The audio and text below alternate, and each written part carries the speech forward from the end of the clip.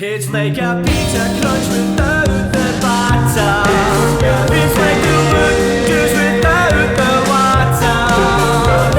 You'll never get the knickers I found. What a fucking trance. Premeditated patter. Premeditated patter.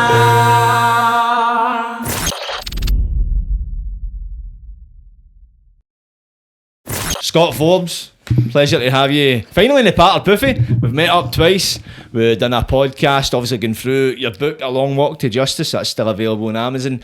We also done a documentary covering the case and covering your knowledge, which is very in depth, about the Luke Mitchell case.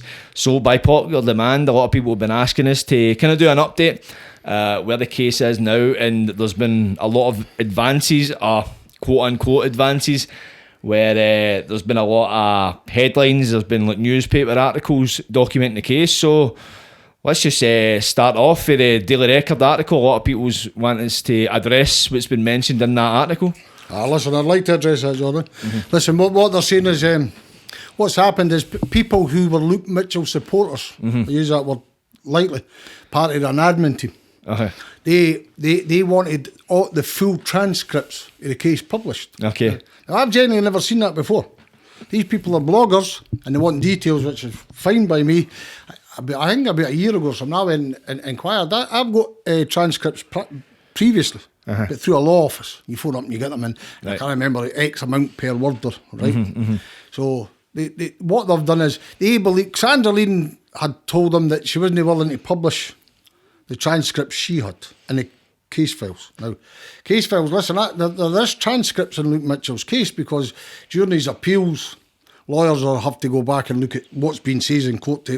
So there is some transcripts in Luke Mitchell's case files, but not a lot.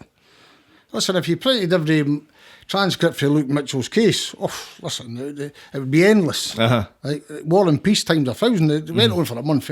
So what they've done is, a couple of people are fellow with Sandra Lean and they want to discredit her. Now they're discrediting me because they'd say I followed Sandra Lean. I'm not following anybody in this case, although I must tell you, Sandra Lean's the leading figure in this. John Smythe Investigations. I would tell anybody to read his blogs. Me personally, I didn't read blogs, and it's been years since I've read. I read snippets when I need. But John Smythe blogs the best I've seen, right? Really in depth. I read them pretty recently. They're fantastic. Now, and the other source, I've always sourced Sandra Lean's book. Now, what they've done is I fell out with Sandra Lean. All these women I fell out. One wanted to mother him and wanted to marry him. And I love him, I want to kiss him. I go to shots and what they'll wear. Is this supporters? This is supporters who have all fell out. Okay. One's madly in love, by the way. Listen to the text, says she goes to Shotts prison and dressed as a goth, and the prison officers are bringing attention to him, right? Anyway, so they've all fell out. And now they're saying Sandra wouldn't release transcripts. So they've got all the transcripts and they're going to publish it through a website. I'm all in favour of it. I've never read it, but I've read snippets. And that's going to put to bed all the rumours and all the stories and all the questions about Luke Mitchell. I genuinely didn't understand this. I'll go down one. A transcript to a court case is what person says in court. That doesn't mean it said they've said the same in a statement. Do you get me? Yeah. Now, if somebody reads a statement say for Jordan, right, and I read it and I write notes for Donald Finlay to ask Jordan questions, that person that's written that for Donald Finlay might not read the statement the same way as I read it. Do you get me? So they're thinking these transcripts are going to destroy Sandra Lean and put to bed 4 wild theories, I think she calls them, 5 theories. Now, I tell you, I'm going to say this straight off. I wasn't going to. Jane Hamilton's the listen, since I took 2021, I started to get involved again, right? Channel 5 are on site. BBC, sitting with them just recently in a cafe in Glasgow. BBC, Channel 5, Private Eye, the Mail on Sunday, the Sun, the Express. Every serious journalist in Scotland all believe Luke Mitchell's innocent and there's a miscarriage of justice. Right? Are they keeping that off the record though? Because I've never seen any leading tabloid say this openly. The Sun does. I did it, listen, I've named them a couple of times to give him praise. A wee guy called Doogie Walker. Right? Well, I feel like I've heard that name before. Wee Doogie Walker's front pages. Okay. destroying evidence and, Right. and scraping Jodi's nails and his doorstep people for us. Okay. And Ashley Macaulay, I think, for the Mail on Sunday. Right. Channel 5, Murder in a Small Town. Okay. That had probably the biggest impact.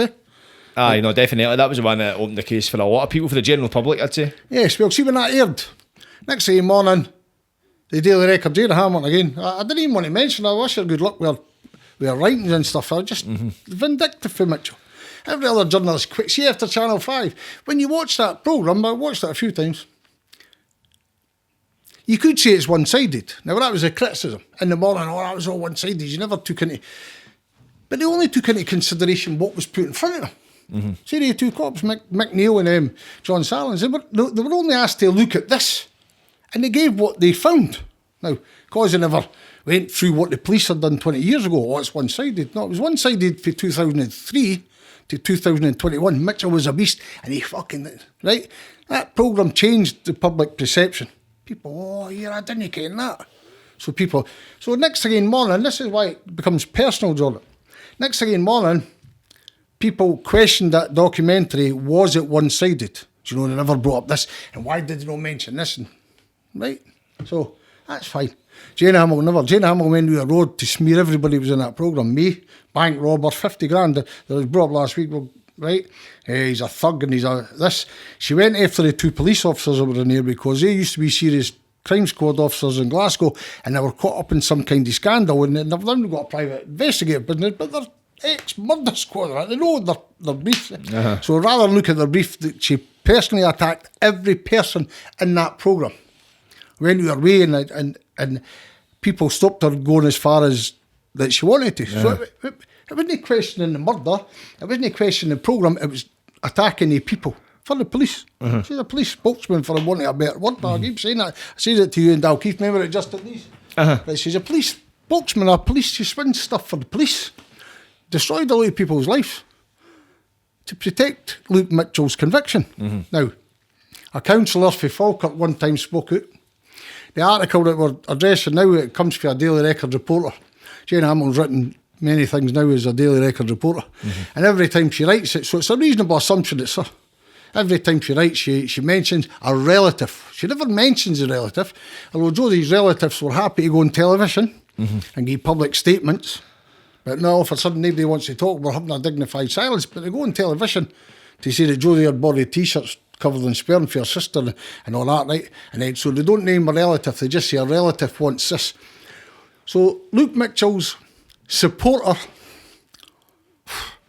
goes to Jane Hamilton in the Daily Record, we're going to destroy Sandra Lean and we'll put to bed all lies. Listen, I find it sometimes difficult to work with Sandra. They're known to say Wembley is a stroke. They're social workers and they want to speak on nicely. You're fucking trying to fight a conviction against police and they want to talk in code and be on ice. I'm no into that. That's not me, right? So Sandra's hard to work with. Uh-huh. Very difficult and we've fell out and then they talk. But a liar she isn't. I'll tell you that for the record. Okay. She's not a liar, right? She makes mistakes. Everybody makes mistakes and they do things wrong. But a liar she is not.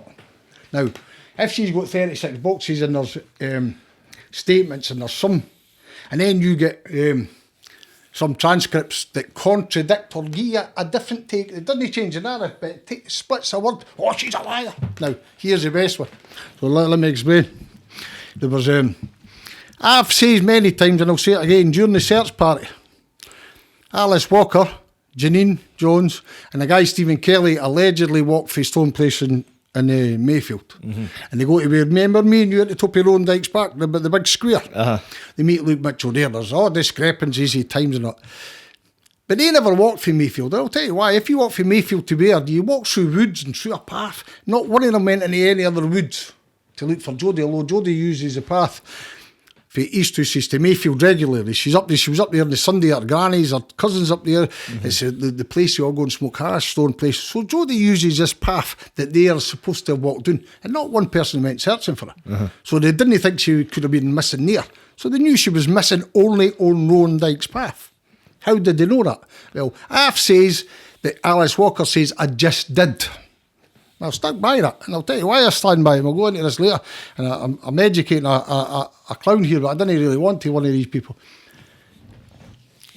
My testimony comes from 2 eyewitnesses in the High Court who watched Alice Walker give evidence. So they tell me, she says, I just did. So I've said that. Then they publish Alice Walker's transcript. There's 2 pages missing, there's spelling mistakes, and there's also, but Alice Walker doesn't say, I just did, so you're a liar. Eh? I was like, what? Right, that's what they're going to destroy everybody. So then what they've done is that didn't work. So the same one come out with knives. I've told you about the Bowie knife, taken out a skip.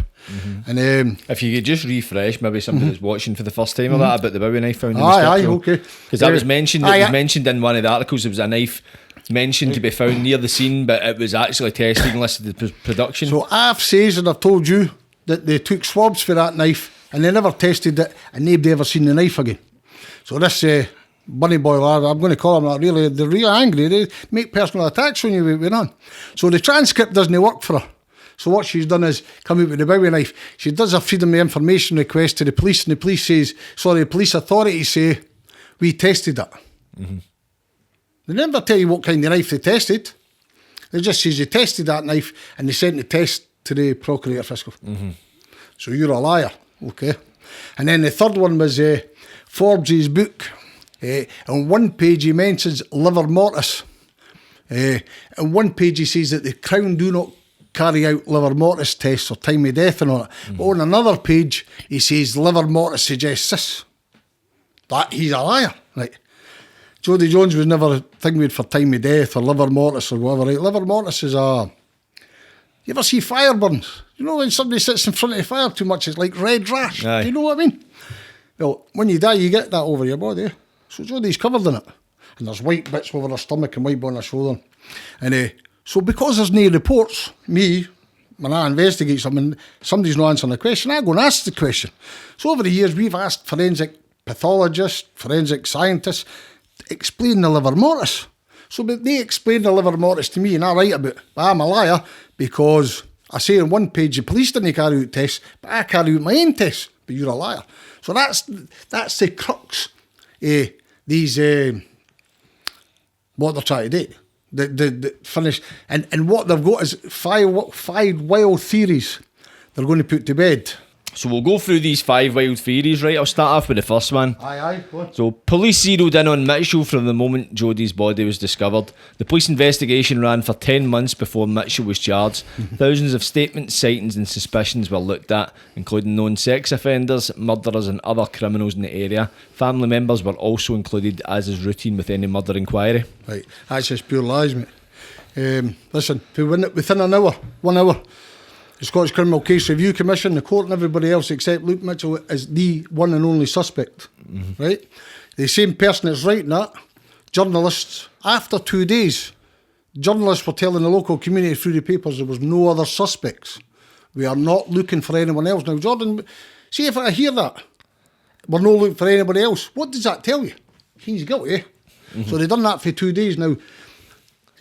They never questioned Joseph because Joseph is under the Mental Health Act, right? They did question thousands of people and they did wait 10 months to charge him because there's no evidence to charge him. So they had to find that evidence, build up a circumstantial case, 10 months, and in the 10 months he was getting bombarded with the press, right? So this tells you, she investigated everybody. Let me tell you something. Mark Kay and I took to the police station, right, the day after the murder. And they questioned him. 7 different people gave statements against Mark Kane, phoned up, concerned about him, the cuts and what, his previous life and what he'd been doing cruelty to animals and stuff. Right? Do you know when they questioned Mark Kane? After Luke Mitchell was convicted. Now, he was taken to a police station. He's a couple of hundred yards away from the murder scene. He's in the woods, blah, blah, blah. He wears a Parker coat. And they never even spoke to him till after Luke Mitchell. So how did they investigate Mark Kane? Right? Well, his name's going to come up again. We'll address it. There's Joe Jones was never investigated. So before, 2 men on a moped, Dickie and Ferris, everybody knows about the moped boys. Yeah, the moped boys. They're exactly, that's going to come up again, right? They're exactly at the V in the wall at the time of death, right? Before they've even come forward and been investigated, right, or even traced and ruled out or eliminated or whatever, they're telling the press no other suspects. So they never investigated anybody apart from Luke Mitchell. Another thing as well, see what I seen the other day, see when like somebody's been charged with a crime, the press are quite limited in what they can write about that suspect. But if somebody, like in the likes of Luke Mitchell, and if they haven't been charged, or maybe a suspect in the case, but if they haven't been charged, the press have pretty much got free rein to write what they want. 100%. So in that, is it 10 months? 10 months. That's when there was a lot of newspaper articles saying he was a Satan worshipper, all this kind of devil sleeping stuff. his mother. Listen, the rumours were rife. See, in Dalkeith, me, he was hanging Alsatians for trees at his man's way. Listen, he's the only guy I know in this case that used to clap dogs and friendly towards the horses. The rest were all chopping them up. I mean, so they had 10 months, you're bang on. 10 months they had to fucking ridicule a wee boy, 14. I can't go over that, he's 14. 40, and listen, I'm not going to ever condemn his mother because what she's been through, but I think Corrie, she's not used to crime, nobody's used to Sky Telly in that part outside your house. No, definitely no. Men for the Daily Record that are married to hacks, hiding in bushes, taking photographs, and they get a photograph where you look bad, so they put that photograph in, 10 months a wee boy went through that, right? So she's even defending, right? Not one other suspect is in that case. Jodi Jones, as we've just discovered, has got 14 deposits of sperm on her body the other night. On her lips, her hands. I keep doing that because it strikes me somebody's done that, right? But it's on her breast and on her abdomen and on her buttocks now. It's on her skin. It's not on her clothes, mate. It's on her skin. There's a condom 14 metres away from where Jodi's lying. It doesn't matter what crime programme you watch on the telly. Anybody with half intelligence knows who owns that condom has to be traced. You know when they traced him? When? 3 years later. He got done with an assault, I think it was. And his DNA came up in the database to being the owner of that sperm. And then they hadn't even ruled him out. What they done is, they went to the papers, him and his mum, I never killed Jodi, I'm a good guy. That's him ruled out. 3 years later, by that time, Luke Mitchell's guilty, and he's in Pullman and he's away. They never investigated anybody. That there is actually quite a joke. It's not as funny as the rest, but there is no other suspect ever. See that guy you're talking about, is it James Faulkner? John Jays. So see, was it not at one point during the case when the police were doing like the doorstepping, as we'll call it, when we were taking statements, they stopped like just a door shy of his or something like that? Listen, you've got a good memory, you're rigging that right. Listen, a couple of years ago we find a production, a purple, a dark blue. I've got this wrong, the trolls will be on his right, it was fucking grey, you prick. Right, a dark coloured, we'll go for coloured, that. Right, hoodie top, found at the locus. Right. Bagged, but no listed. And the only reason we know that is crime scene photographs didn't marry up with the production list. Okay. But there is a dark sweatshirt, and it's found on the path, lady path. Remember where me and you walk up and then you go towards it? Right, it's found on a path. But they bag it, but they didn't test it because what they say is that dark sweatshirt's maybe been lying there for a couple of days, right? That sweatshirt belonged to Faulkner's brother. Right. In the scene of the crime? Or at the scene of the crime? Roughly in the vicinity? Away at the top, aye. Right. And the police are doing door to doors, and they went to the door before Faulkner's and stopped. So if they had walked into Faulkner's house, or did they get to Faulkner's, or let's not remember where that was, but they were either in Faulkner's house or at his neighbours, and then they just stopped, and he never ever got questioned. Although it's his twin brother's sweatshirt. So he's definitely his brother's sweatshirt is on the path. But there's another dark sweatshirt right at the locus that was never even produced. They were just putting a production bag and thrown aside, and maybe because of a dark sweatshirt, there's two dark sweatshirts, but I've only got one. Right? So James Faulkner should have been a suspect. Anybody with common sense. What was his story for why the condom was there? James Faulkner tells everybody he was there with a married woman and that, and he didn't want to grass and all that. Other people tell me he was there he was 19 at the time. He was there with a 14-year-old and he didn't want to. Right? But James Faulkner, the morning after Jodi was murdered, it's all over the paper. Body found. He went back in the same woods and took on a clean wank. So done it again the same day? Next day. How do you know this? Oh, it's all over. And they But never... is this through like local kind of people telling you this? Him telling me. He says this, he's admitted he it? goes back to the woods for another wank. Now, James Faulkner, listen, when you meet James Faulkner, or no met him, but when you dig on him, he never killed Jodi Jones. I didn't think he's got in him and he's no got... Right? But it doesn't matter if you watch whatever crime programmes you watch. Common sense tells you, you've got a naked girl she's tied up, lying naked with wee fucking blue socks on that'll come off her feet and somebody's put back on. And you find a condom 90 metres away, Jordan. Anybody with common sense tells you must find the owner of that condom. 100%. They never even bother looking, mate. Please listen to me. They never even bother looking. And that, to me, listen, there's 100 things you can say in this court case, this police investigation. It's not an investigation. They made a murderer for a child, right? But that tells you all you need. I think all you need to know. You've got a condom 15 metres away from a wee lassie lying fucking butchered, covered in sperm, and they didn't even try and find out who that sperm belonged to. So see, they never tested the sperm samples, did they? I didn't even know there was sperm on the body till quite recently. But listen, this is how can I fucking say this without... See if the police and the Crown had not destroyed all the productions, we would never have found it. So this was only just like something that you learned yourself recently? Recently. See when... How did you find it? How did you actually find out? Like, did the Crown contact you? Or? No, well, listen, do you know what happened? A policewoman come and tells me, she told other people first, but she come and told me, Scott, they're destroying all everything. I said, what do you mean? Destroying everything? So, Roddy Dunlop, I'm going to name him, I didn't want to do that because trolls go on him and I don't know if he's still working on the case, I don't know anymore, but Roddy Dunlop was a QC, and he writes to the Crown and he asks the Crown what he's doing with these productions. And then it come back and he told them, stop it right now.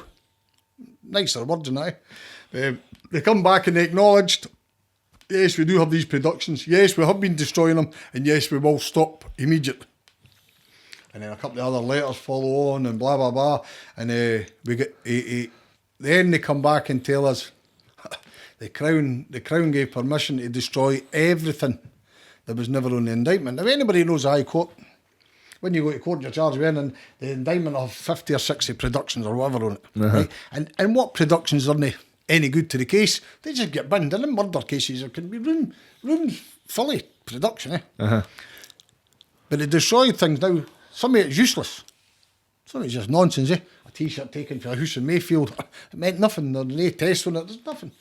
But there was a lot of important things on that, Jordan. Now, me and you, remember the big Parker, me and you and Dalkeith? The big story about Luke Mitchell and his mum burning a Parker and a wee, it's not even the size of that, right, a wee log burner no in the back garden, right, burning a big Parker. No.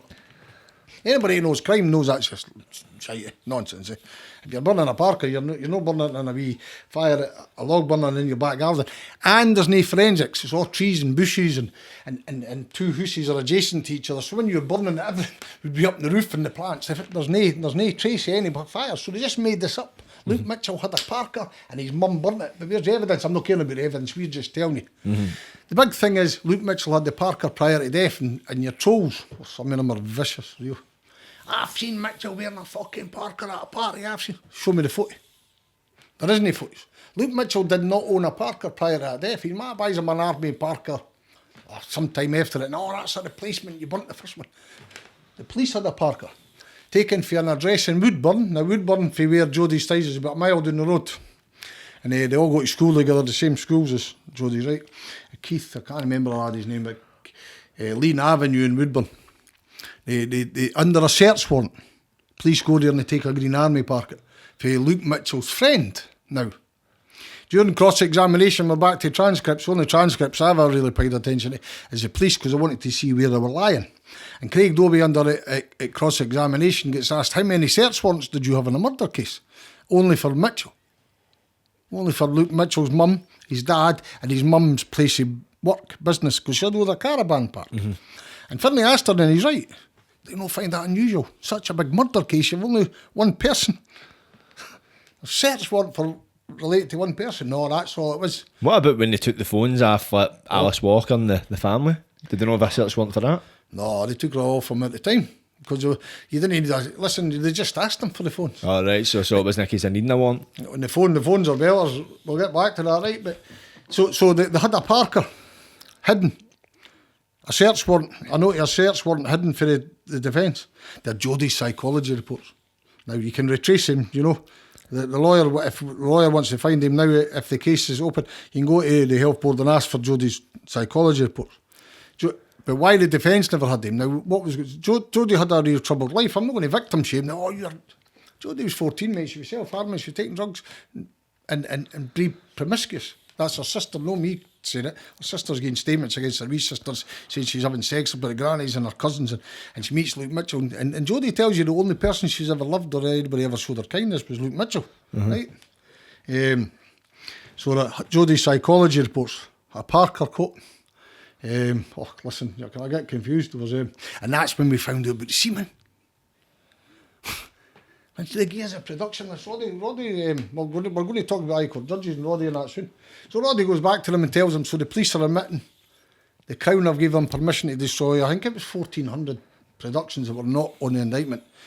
Jodi's psychology reports, a Green Parker. The Green Parker's the one for me. Because the big thing in the court about burning a Parker, but you've got the Parker you take for Luke Mitchell's friend. And and then the letter comes back that the police Scotland admit that they have erroneously destroyed everything that was on the production list. So they destroyed everything that was hidden for the defence and things that were probably useless. A lot of things are useless, but they destroyed good things as well. And the police erroneously destroyed everything that was used in court. When did they start destroying the evidence? Weeks after Murder in a Small Town. So it was roughly that time as soon as that documentary came out, it was when for a couple of weeks they started destroying the evidence. And can I tell you what I tell it's quite important, this is a policewoman tell me. MIT, Major Investigative Team, Livingston. They're driving from Livingston, to Fetties in Edinburgh. Back and forward trips. These guys are meant to be chasing terrorists and murder. And they're doing van trips back from Livingston to Fetties to load up the van of all these productions so they can destroy them. There is no protocol, there's no procedure, there's no signatures, no paperwork. It's all done with phones. The policewoman's telling me, he's got their own phone, demanding me, I fucking tell me on it now. So they just destroyed everything. Every link to that trial was destroyed. Now, everybody, listen, I can use Malkinson case, but I'll use the post office case. Nobody cared about the post office until a TV documentary. And then, Murder in a Small Town. Kicked him into gear, and he started destroying it. Now, it doesn't matter if you hate Luke Mitchell or you hate Scott Forbes or something.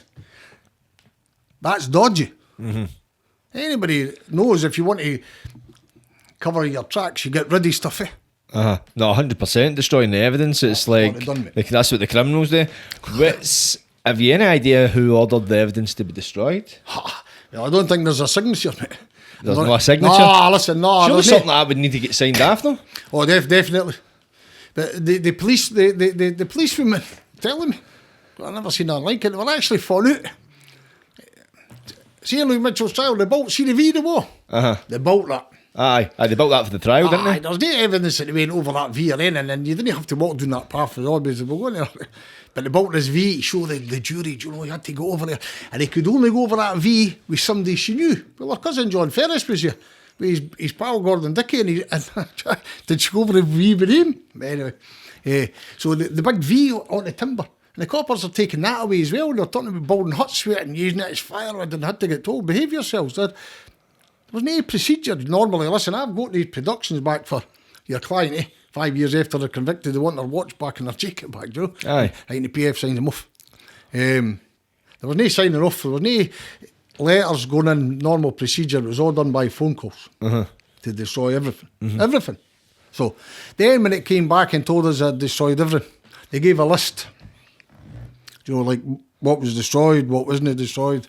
And Sandraline, listen, I'm critical of Sandraline, but Sandraline again going through fucking with a fine tooth comb, come back and says, look, what's this? Sperm. Where did that? So there's 14 drops of sperm.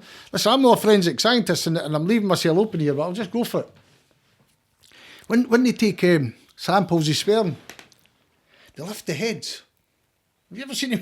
Like, what do you mean they lift the heads? Well, sperm's like a tadpole, isn't it? Right, so what they do is they lift the head of it to take for the sample, they lift the heads to take a sample with the heads to then test the sperm. And what they've done is they started the procedure and then just stopped. Now, there's two reasons for that. One, they weren't advanced enough in science to get the proper tests, right? So they've abandoned it. They've started it and then thought, we've not got the equipment or whatever, the technology to get the real... So they've abandoned it, which would be normal. There's nothing skullduggery in it. But medical science has improved, forensic science has improved. Massively. 100-fold, right? So when we see these sperms, that's a smoking gun. to me anyway, people say, "Oh, like, right, somebody's sperm on her doesn't mean she killed her. That sperm's all over her body. So when was she naked prior to that? Do you know what I mean? So because of the destruction of property isn't a positive thing, right? But it brought positive things. So does that make sense? In what way? Yeah, we found out about the sperm. Right. But see, the sperm samples, I take it they've been destroyed? No. They've not been destroyed? So they're still available? Aye, well, listen, that's where I listen, because I've not spoken or worked on the case for a long time, not a long time, I don't know how far advanced about getting them, but the swabs here, the sperm samples are still live. Right. Right? When I last, I had an address for them, the person that had them, Gartcosh Police Authority, there's sperm samples now. So at the last I heard, Xander's chasing him to get tested. Me personally, whoever that sperm belongs to is a killer. That's me personally, right? Unless it happened the night before and she's no washed or something, right? But whoever sperm is going to have questions to answer. It'd be different if it was on, because they did say they found a sperm sample on the t-shirt, and then they put that back to, it was her sister's t-shirt that she borrowed, and that was Stephen Kelly's sperm sample. But you can't explain sperm samples in the body. She didn't leave the house with sperm samples on her. No, definitely. So if that would be a smoking gun, as you say. I had to check it the other day. There's a black t-shirt, right? You could see sperm and saliva stains on the t-shirt. I'm not sure everyone, and I'm going to... As I say, listen, I leave myself open to all these trolls, because I do it from memory, and I didn't... Some of their blogs, the details on them, and I'm not caring about... I'm caring the story, right? 1, 2... I think there were 3 stains on the t-shirt that you could see visibly. Right. Right. That tells me it wasn't washed. Although there is a theory that can be transferred through washing and rain and... Oh, Jesus, I've heard it all. Me personally, know if you can see it, right? But the police... explained that away. Now, anybody else, come on, listen, we've all been in crime, and people listening to this, I've watched Lewis, or what's it, I don't know, new detective series now. Nah, I don't watch much yet. But you watch any, and then... I've had enough real life experiences. It's true, eh? Aye, no, of course. And, but you find sperm in a condom, you have to find it. You find a guy's sperm on a t-shirt, you're double checking him, eh? Aye, 100%. Nah, listen, they got an alibi. Me and Janine were at my dad's, and all the times are messed up. Janine was at her mother's house, according to the stepdad, and then he changed it. But they never went any further. We were I was at my dad's having my dinner, my girlfriend. Why is the sperm on your t-shirt? He couldn't answer that. So what they done is, they gave him the explanation. Your sperm's on her t-shirt, pal, because she borrowed your girlfriend's t-shirt. They told him. He never told them. See, if you've been a lawyer, might be able to answer this. Obviously, you say you're not a forensic expert, but say if I had sperm in this t-shirt, say for whatever reason I've got sperm in this t-shirt and I put it in for a wash, what's the chances that sperm will still be in this t-shirt after a wash? I don't believe it would be. Because I think, because then it's like, is it an old t-shirt she's picked up off the flare? It's like, for that, it's like, who would do, if I can understand borrowing your sister's clothes. Are you going to borrow something that's in a laundry basket or lying in the flare? You would borrow something clean. Covered in sperm. Exactly. And surely you would notice. They say it had been through the washing machine and it had been transferred and all that, and then there was a rain transfer of sperm. But listen, this is where it gets real good. I can't name the people I really want to, because I hate shutting my mouth. Just to save on for these trolls. I go to a meeting in Glasgow, I don't know, 6 months ago or something. And me, Sandraline, and 2 people. Yeah. Top people. Genuinely top people in their field, forensic people, right? Right. And as we're talking away, they're flabbergasted at the sperm. But now they had worked on the case many, many times. And when we tell them about sperm, they say, nah, that can't be right. Because if we had known anything about sperm, they would have been all over it. And in other words, that would that's right.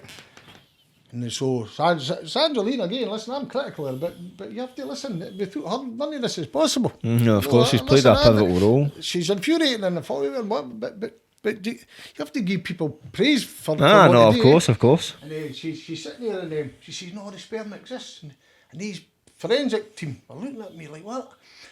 Then they see it and they drive up and they're like, wow. One of them says to me, imagine sperm on her lip. They must have examined her very, very closely because of blood. So they's cutting the blood over her mouth. And I got out for explaining the injury, but I'm no caring then, Jordan. I like, because it's part of the story, right? And so they found sperm on her lip throughout the blood, so they've obviously cleaned away the lip to find the sperm in it. And they're like, what? 14 deposit? 40, I might be 50. Anyway, blown away. And as we're sitting speaking to this team, we mentioned Stephen Kelly's sperm on the t-shirt. And she said, but his blood's on his bra. Blood on the bra? I've never seen that. Oh, hold on a minute. Into the files, out with the files, knocked up the files, Stephen Kelly's blood on her bra. So he's got semen on the t-shirt and T-shirt. blood on the bra of Jodi Jones. Yes. Her body. Yes. Right. Now he's party, the search party. We'll go into that later, right? And, so they didn't investigate him. A lot of shite. Oh, they investigate relatives, not it, never. They went and tell Stephen Kelly how his sperm was on Jodi. How's his blood on her bra? Personally, I think maybe Stephen Kelly was having sex with her. Personally, that's the only thing I can come up with. And then and it's been washed over, right? And I didn't believe Stephen Kelly killed her because I looked into Kelly. He's no. See if you just watch the mic. Kelly's no got. Only me personally. I go and when I hear all the names, I go and speak to their pals and their backgrounds and that. And I don't believe Stephen Kelly's the killer of Jodi. However, he should have been investigated. No, 100%. So he wasn't investigated. They took his alibi that he was at his dad's for tea round about 5 o'clock, and but Janine was in Judith's at 5 o'clock. But then it went to Joseph. But the police never. Now, if I was a policeman and people were giving me contracting things and there's blood and semen, that's enough to convict you. No, that's They the never thing as even well. investigate them. My experience with the post, I know if you're giving conflicting statements or if your statements change throughout the process of giving one, they're on you. They're on you like a bad sweater. Listen, it's really, and that's when they ramp up and we call it interrogation, that good cop, bad cop. Like, times before I've been getting interviewed for the post and they're quite anal and try to find inconsistencies. They try and trip you up. Obviously, I've been an accused, I've never been a witness, but I would think being a witness as well, especially in a case like this, they'd be more prone. But what I noticed as well, we look at Stephen Kelly, I read the transcripts for the trial, I read Alice Walker's, I read Janine Jones and Stephen Kelly's. The one thing, especially with Stephen Kelly's, that I noticed was a lot of questions he was asked by Donald Finlay. He couldn't remember. He couldn't remember how far he was for the body when he first seen it. But they had marked down. They had been given like photographs of the crime scene. They had to mark where they were in relation to the body and that. And there was a lot of things I can't remember. But when they were asked questions about what Luke Mitchell was doing, it was crystal clear. So I can understand, fair enough. If you're suspicious, I'd say me and you went and get a coffee and I think you've stole my wallet, I'm going to be watching you. I'm going to be, right, fair dues, but before you've discovered a body, you're not really going to be watching one person, because as what Donald Finlay pointed out, it was like, surely if you're looking for somebody, he didn't really point it out, but for what I took, and it was John Smythe's blog that I took it for as well, that if you're looking for somebody, you're scanning the environment. If you're aware of anything, it's the environment. You're not looking at one individual person.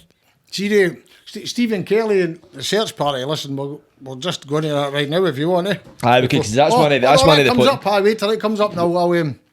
Listen, but anybody watching this knows that Stephen Kelly should have been a suspect. I know people that are in jail because of forensic links to a crime. He's got 2 forensic links. He's got semen. There's a mixed profile. I'm not greatly fond of mixed profiles because mixed profiles mean nothing. Right. Luke Mitchell's, there's a mixed profile on Jodi, right? So define a mixed profile. What is a mixed profile? Mixed profile is you can identify more than one person. I think in Luke's case, I might be wrong here. They're going to pull me in. Daddy thinks for memory, Jordan. Right. I've never read anything in Luke Mitchell's case since I wrote my book, and even then it was own notes from my past and my memory. I've got a good memory, right? And my narrative is about a story. I didn't want to find detail. See John Smythe's detail. Too much for me. I want to take Sandra Lean's book and John Smythe's stuff and take a million words and make into 2000. Does that make sense? Aye. The big picture is what I want. I didn't want to find detail what 2 minutes past 6 or 5 minutes past, or that doesn't mean much to me, although it might be laziness, but I don't believe it. John Smythe's blogs are genuinely the best. No, they're really in depth. Shout out John Smythe's blogs, check them out. Yes, and Sandra Lean's book, Innocence Betrayed, detail-wise, phenomenal. Listen, phenomenal. And so you have to. So anyway, we're sitting in a forensic place, and she mentions blood. But comes back and tells us she went away and got her notes and come back and opened up the notes. No, definitely, look. Is this Sandra? No, this is a one of the team in forensics you Glasgow. meant? Right. And we were flabbergasted. So when I left that office that day thinking, what? So Stephen Kelly was never treated as a suspect. He was, listen, when the police arrived on the scene, the first thing Kelly says to them is something like, I take it you've fucking been at mine first. They come for redrive. See the first police on the scene. They went to redrive. Now, there's a protocol involved in the police. See when a kid goes missing, the kind of addresses in the local area. Right, they went to redrive. Nobody knows why. They've never questioned. Who stays in redrive? David Dickey, Gordon Dickey. Right, okay. The name that walked right to the V, and you know, we're going to go into that now, because she mentions the V boy and that, so... but they go right to redrive, and the police walk diagonally across the field, the same route that Dickey takes later on. I have seen the path. I mean, It's probably, you could class it as a stone throw away. You can see the V in the wall from where that house is. And after that programme, they dug up all the back garden and burnt all their kennels. Now, people are laughing. After what, murder in a small town? Yes. Really? Now, people are laughing. You can't, he was only going to dig up his garden. He's all paranoid. See, if I seen that on the telly and that, then I would burn it, because I read, listen, Peter Tobin, they went behind wallpaper to find DNA. Do you know what I mean? All of a sudden, after murder in a small town, I was digging up his garden, burning big bonfire, burning all the kennels that have been there for years. And folks say to me in his defence, he was going to dig up his garden. I was there the other day. The garden's never been touched since he dug up. Right, I see. He moved all the earth, he burnt all the kennels. Now, I'm not saying that's linked to Jodi, that might be a step too far. Strange coincidence, though. Do you get me? Yeah. Especially somebody that understands DNA and forensics, and you think, here, wait a minute. Exactly. The dogs, you know, he left that house that day right with nine spaniel dogs, and he jumped over the wall through the V, and he said, but one of my dogs was too old. I had to bend down and pick her up and climb over. Now, reading his psychology, see when people do that, they want the attention of the dog away from him. Why would you tell that? 9 working spaniel dogs, right? Jodi was 19 metres away, and not one of these spaniels went near that body. So I says to him, your dogs must have been shite, mate. What do you mean? I said, well, you climbed that wall and you've got 9 working spaniels. You ever seen a working spaniel put it in a field? I've never seen it personally, but I'm aware of great sniffers. Just one dog, just one. But he's got 9. That would empty that field. That would cover that whole field. If there was a bird in there that had been shot and a wee bit of blood on its wing, the dogs would find that. So I says, when you went over that wall, what time it? Yeah, I met my pal at 6 o'clock up at school. So the time they walked, so roughly 20 to 6, he was at the V. I says, Jodi's called at 5:15. And you're over there with 9 dogs, and you're telling me your dog's never indicated. I says, your dogs can't be much good, pal. Oh, he was raging. No, she wasn't there. When I went over there, she shouldn't have been there, my dogs were indicated. So therefore, Jodi wasn't called it. According to this expert witness. We're going to have an expert witness for the police, right? And anyway, go on. So he was there. Here's a suspect, David Dickey. That was somebody else that should have been given a lot more interest. He's questioned, Jordan, by the murder squad detectives, and they're asking him about sexual advances towards Jodi. Because there was reports that he had made sexual advances towards her. He's busting. Were they ever substantiated? Where did they come from, the reports? He says it. Oh, he admitted it? Listen, this is far-fetched. People say you jump too quick, Scott, right? Ian Huntley. You remember him that killed the 2 wee lasses? He uses his dog. Oh, they went doing that way, pal. And I only seen him because my dog was dirty, and that's how I paid attention. Watch his interview on the telly, please. It's quite interesting. And he done the same. Dickey went to the police, the Scotsman newspaper.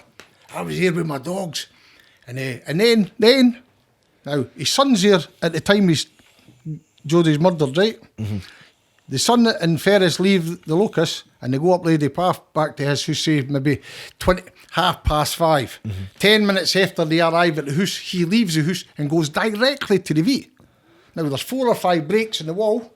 And when you leave his house, you can go to any one of the breaks to get into the woods. You walk down there. A break in the wall and the V is just where the walls fell over the years and you can access the woods. So he had an option of maybe 5 breaks in the wall, but he went directly to that one. Right? And he went directly to that, no through paths, over a field. So how did he know? So the police, instead of treating him as a person of interest, they took him back 2 days later to where he had been. Now, this is bizarre, and people say, that can't happen, this is what happened. The police take him back to the locus, and they treat him as an expert witness. Mm-hmm. David, tell us how would you get away from here?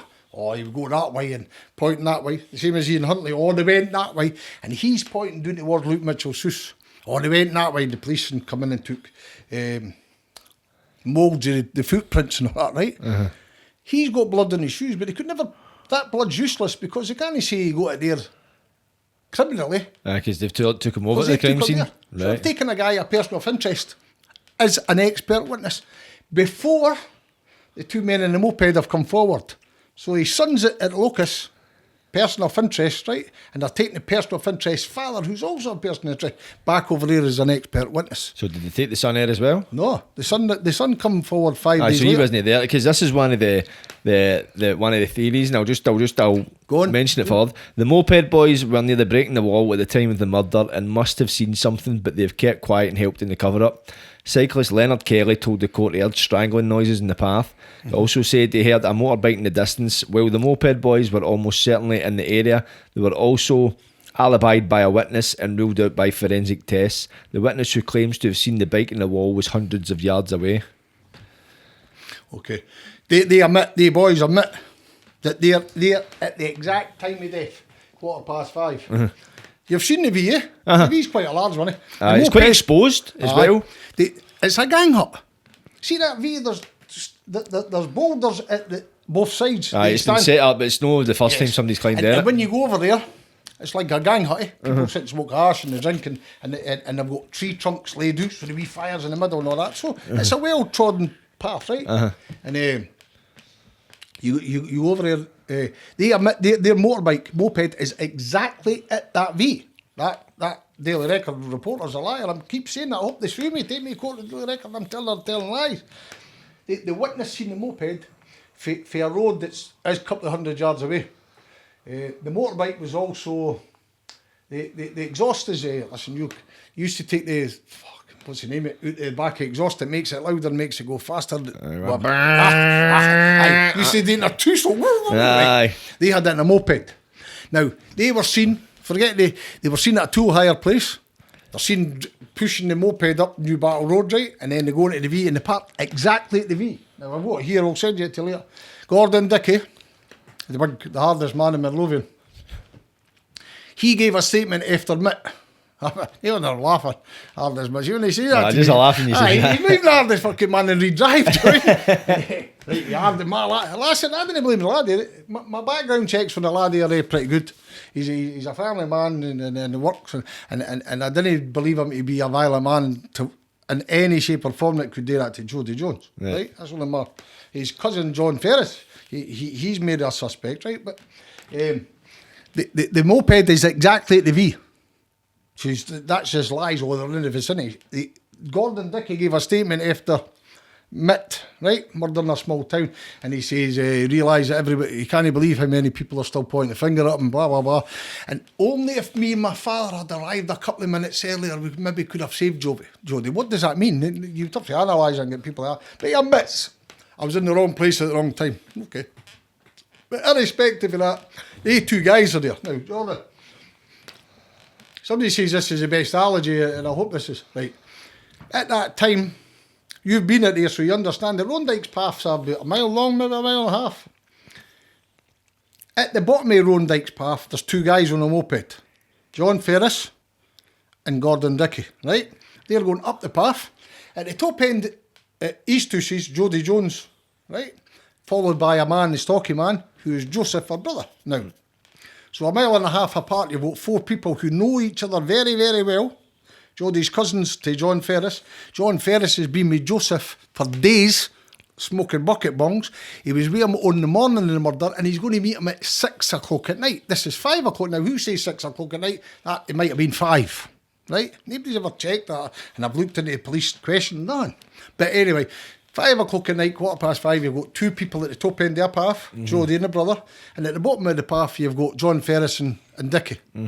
Dickey and that Ferris are going up the path, and Jodi and Joseph allegedly going down the path. Two men leave on the moped. Jodi's lying dead. Where's the fourth? It didn't take rocket science to see there was only 4 people here, right? And then when 2 people leave on the moped, the 5th person, David Dickey, the father, he arrives on the scene. Did you not say there was reports as well? See, what's the name of that road where it's kind of leading up for Luke? Say this is Luke Street here, and you kind of go up that way and you go round New the Battle woods. Road. Was that New Battle Road? Was there no report somebody get seen running across the road? That's the guy in the red. We running the guy in the red. Yes, never ever traced. They only made one. That even adds to there's another one. They never even traced him. They never chased the guy in the condom. Never chased the guys in the moped. Man, and they were telling the whole world Luke Mitchell's the only suspect. No, we're not looking for anybody else. So who did they investigate? See that's just nonsense. That even listen, there's more to it. I'm sitting here running off memory and just having a chat, but there's more who they never investigated. There was people in New Battle Abbey at City College. There was people living in there getting their gyros during the summer. There had been students, right, and they were going to say university in the September, right, but they stayed on at college. None of them were questioned. See all this, I went round everybody's thousands of people. They tick a box. 10 months. See, when we talk about the guy in the red, it was New Battle Road that went across, because that kind of leads us on to one of the other points as well, because across the road, New Battle Road, is that it's like a garage as such, yes. And then that skip where the knife was found. Brilliant. There was it's no mentioned in the Daily Record article, but people point out that there was a knife logged and it was tested and it was eliminated for the investigation, but you beg to differ. Listen, Robbie, no, I didn't beg up to you. The same people who try to destroy Sangerline, I've told you about this knife, we've just uncovered a Bowie knife, covered the knife, covered in blood. And I've never seen that in all the time I've been involved in Mitchell's case, right, ever. A man phones me and tells me, would you like a coffee? By the way, I've had thousands of coffees over the years. Thousands. Some of it's right. I met a woman one time, she told me she had done a seance and all that, no? Done a seance and Jodi was talking to me for the afterlife. Oh, really? I've had half a dozen, but do you know what I mean? Oh, that's interesting. Just right. But so this man phones me a wee bit scared to go, listen, the man's as credible a witness as you can get. Please, listen, honest, you know, got skin in the game. He knows everybody. He knows Jodi, he knows Joseph, he knew Luke's brother, he knows everybody. He's got this Bowie knife. Anyway, I never put in my book to start with, Jordan, because I couldn't get corroborated. Right? And then we met this other man. This is where it comes into police deception. I believe it to be police deception. It might be an honest mistake, but we're on course to find out, right? So here's how it goes. I trace another guy. There's 4 people at the skip that day that see the knife, right? So I trace another guy and he says to me, nah, Scott, it was a yellow handle thing, a cheap thing. I says, what do you mean? His son seen it. Now his son seen the knife. What the police do, they go to the boy's school, 14. They pick him up from school and they drive him home to his house to talk to his mum and dad.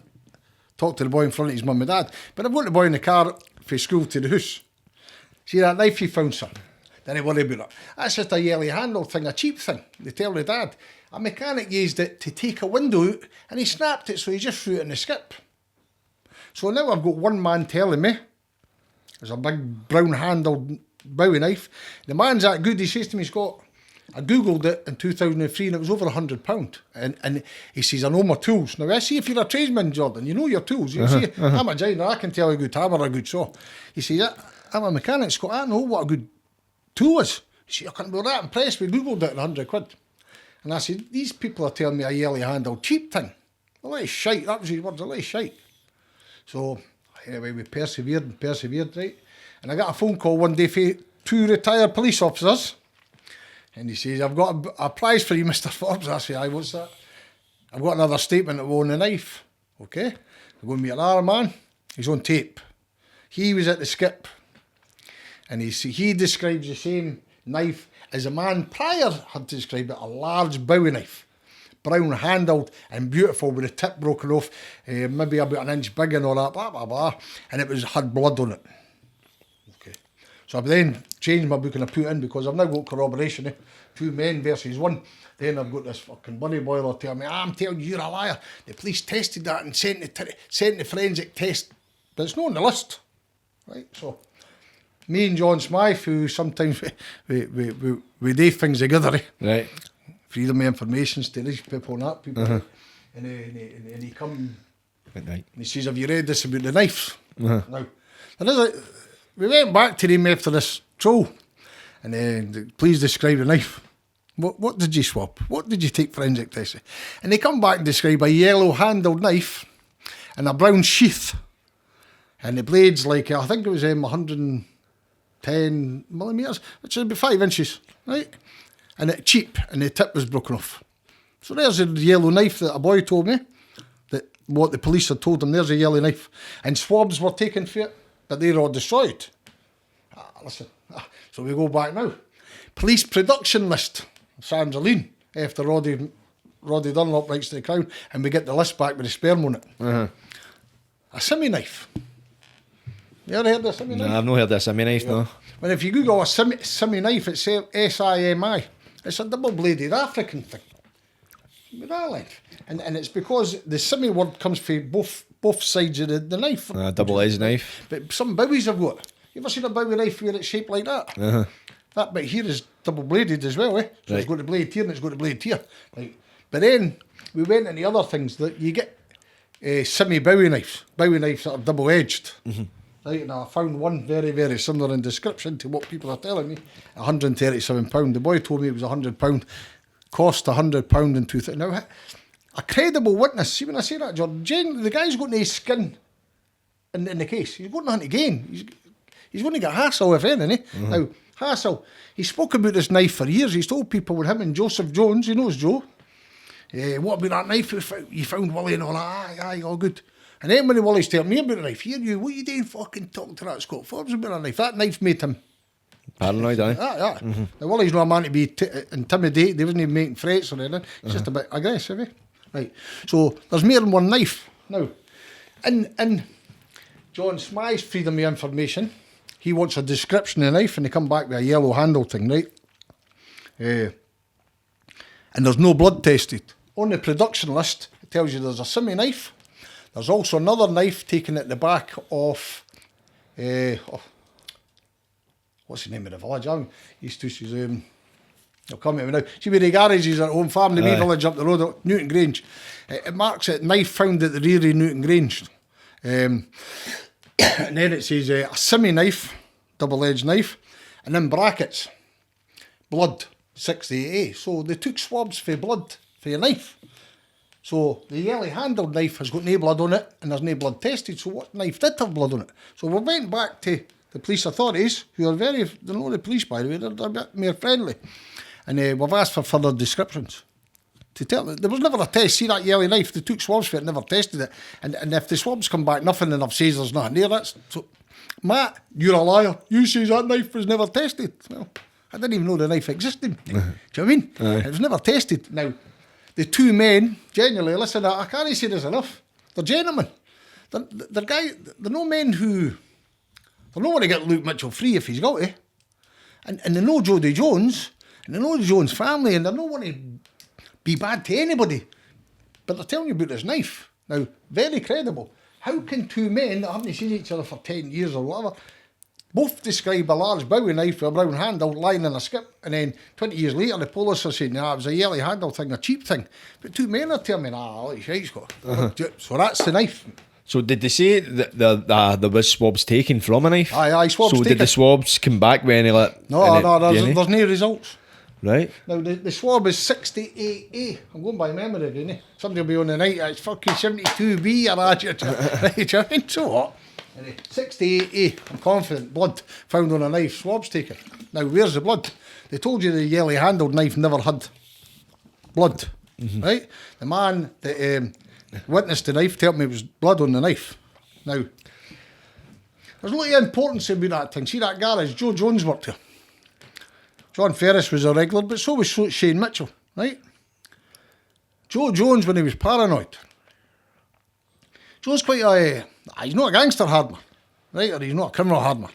He was a brute, a bully. People tell me he's a brute and a bully. He wouldn't go into the woods and that with him, do you know? And a bit cruel and sadistic towards animals, but sadistic toward other laddies and that, do you know, 14, 15, 16, something like that, right?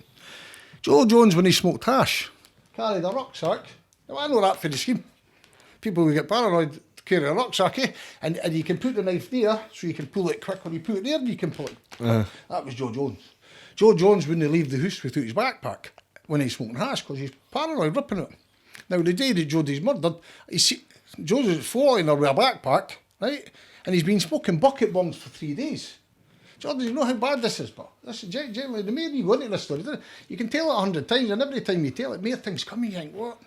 Joe Jones, right? Now, he's carrying a rucksack. Medical records tell he's a paranoid wreck. He's paranoid, violent, he's psychotic, everything. He batters Jodi, he battered his sister before, he rags all her. And fucking, the sister describes it as he swung her about with the hair. Right. Jodi Jones was swung about with the hair, ragdolled. The MO of the brother. Now, I'm not telling you 100% he done it. But if I could make up a circumstantial case, Luke Mitchell in jail for circumstances are pretty weak. Joe Jones, you could, circumstantial cases, Luke Mitchell times 50. You could do circumstantial cases against Mark Cain, much more than Luke Mitchell. John Ferris, easy, you could have done circumstantial evidence against him and all. And none of them were ever investigated. And the reason being is, this is one of the reasons, the excuses they accepted. Think of this, this is bizarre. Joe Jones's medical records tell you he's a psychotic, paranoid, psychotic, violent man, right? And when he smokes cannabis resin, he gets paranoid and he'll not leave the house unless he's carrying his knife and all that. That weekend that Jodi's murdered, his mother tells everybody, we had miracle breakthroughs. Joseph was having breakthroughs that week. His medical condition was that good that he was leaving the house all by himself and he was all fine and dandy. By smoking hash, the same drug that was making him paranoid and violent the week before, that weekend was curing him. They never followed that up. They never even tried to look into that further. They just accepted that. Now, I've been a hash smoker, and if you get paranoid with a drug, all of a sudden that drug that makes you paranoid doesn't make you better. Nah, it makes you better paranoid. Well, smoking bucket bongs for 3 days. The day that Jodi's murdered, his medical team were meant to visit him. Now, the medical team would have sectioned him. See, on the day Jodi died, they were going to Jodi's house, right, to see Joseph. And he'd been smoking bucket bongs for 3 days. And he's telling you that. Now, the medical team, if they had seen Joseph smoking hash, they would have sectioned him. They would have taken him away and under care. So the mother doesn't want her son sectioned. So she phones up with her usual excuse. People say I'm slagging. I'm not. I'm just telling you. Fuck. My Joe's not in Edinburgh today. He's not going to be here, so you'll have to cancel a visit. They're doing a home visit. Now, anybody knows mental health teams, if you're just a wee bit depressed and whatever, you go to the mental health team. You go to surgery. If you're dangerous and people are worried about you, they come to your home, Right, they will come to Joseph's home on that day that Jodi was murdered, and Judith, the mother, cancelled it. And telling everybody Joseph had made medical breakthroughs had been made that weekend in Dalkeith. Hash was making him better. But hash had been a drug that was making him paranoid and schizophrenic and fucking psychotic and everything. And they never followed that up, mate. They never checked it, never checked his alibi, nothing. Was he not excused for giving evidence because of his medical history, or was he sectioned at any point in the trial? Twice. Suicide. Attempted suicide. Twice. Right. Aye. Can't come to court, and the first time it was I think it was pills, if I remember, it's pills in a cup, and I can't remember which was first and second, right? And but you can get excused for good evidence if right. But imagine if he had given evidence and Donald Finlay had known what I know now. Now see the medical records, John. This is a puzzle one I have tried to find out, but somebody's not going to admit to this. See, when you're in an office and you're investigating a murder like that, you write to medical boards, and you ask them for it. Sometimes you have to go to court and get a court order to access your files. There is no trace of any lawyer ever asking for medical records, right? None. All the letters are photocopied and they're in the file. There isn't a letter. There isn't a letter for Donald Finlay's team saying, oh, have you got medical records on Joe Jones? Somebody in Joe Jones's medical team sent him to Luke Mitchell's lawyer. When did that happen? I really don't know. Was it during the trial or was it after? Before the trial. Before the trial. Before the trial. Because I remember, I've seen the records, but obviously you can't broadcast them in public. But what I was aware of, that Luke Mitchell's legal team, either they had access to them if they did not hold actual copies, because as you say it was sent, but this was never revealed during the trial. Do you know what they've done? They got them and they've opened. Listen, I've worked in a law office and it's easy to be critical, right? See, a young lawyer and all that, you like just finish your trainee and you get thrown in with Donald Finlay and you're sitting in the High Court, it's all brilliant. Right? She gets sent a medical records of Joe Jones, but she never requested them. So when they come in and you open them up and you read medical record pertaining to Joseph Jones, she just put them back in, slid them and signed the back. If I was a man, if she read them. I've read them. Oh, she never read them. Aye, what if she? So If she she- had. if she So read do them you and think she it- do you said- think it's just been a mistake? Somebody's not read it. Aye, no, because there's no reason to read them. Uh-huh. Joseph He was Jones never isn't- cited as a witness. He's not cited as a witness. He's not getting incriminated.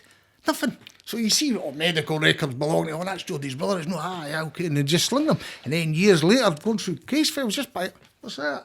What the fuck? Do you know what I mean? Mm-hmm. And now here's roughly 5 weeks before Jodi was murdered. Joseph batters her. He ragdolls her. Right? MO's ragdolling. Always keep that in mind. An MO, everybody knows that. And Jodi was ragdolled, punched and kicked and dragged about with the hair. Right? He had done the same to her 5 weeks previous. Right? And he got sectioned. Now, he was being administered the maximum amount of antipsychotic drugs. I didn't understand. I never knew that was the laws were in place to. You can't just drag you with like Actal a million millilitres. You have to. There's a limit, you know, that they can give you. And he was getting the maximum amount. 5 weeks. 5 weeks before Jodi was murdered. Now, in the records, it tells you the drugs were the day that Jodi was murdered.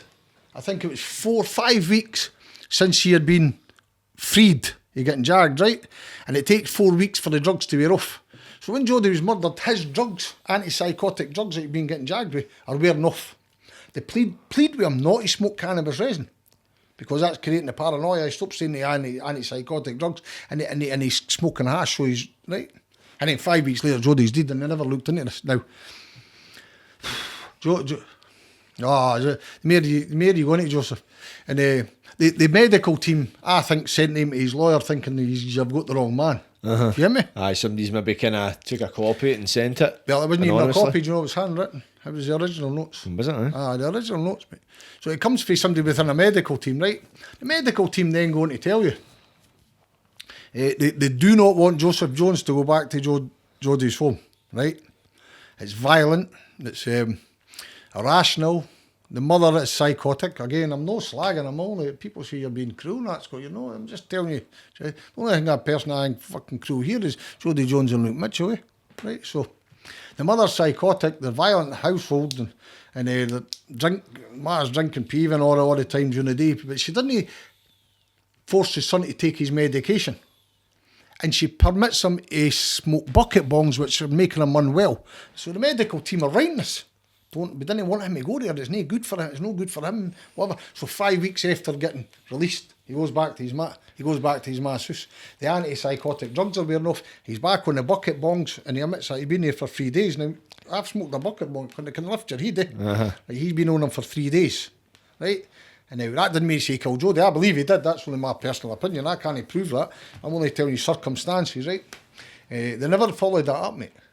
They never followed that up. They spoke to Joseph 5 weeks, but I'll tell you that when they spoke to him, he was under medical care. I mean, if I kill somebody and then jump into what we call the Royal Head in Edinburgh, right? It's like, police can't come in and start questioning you.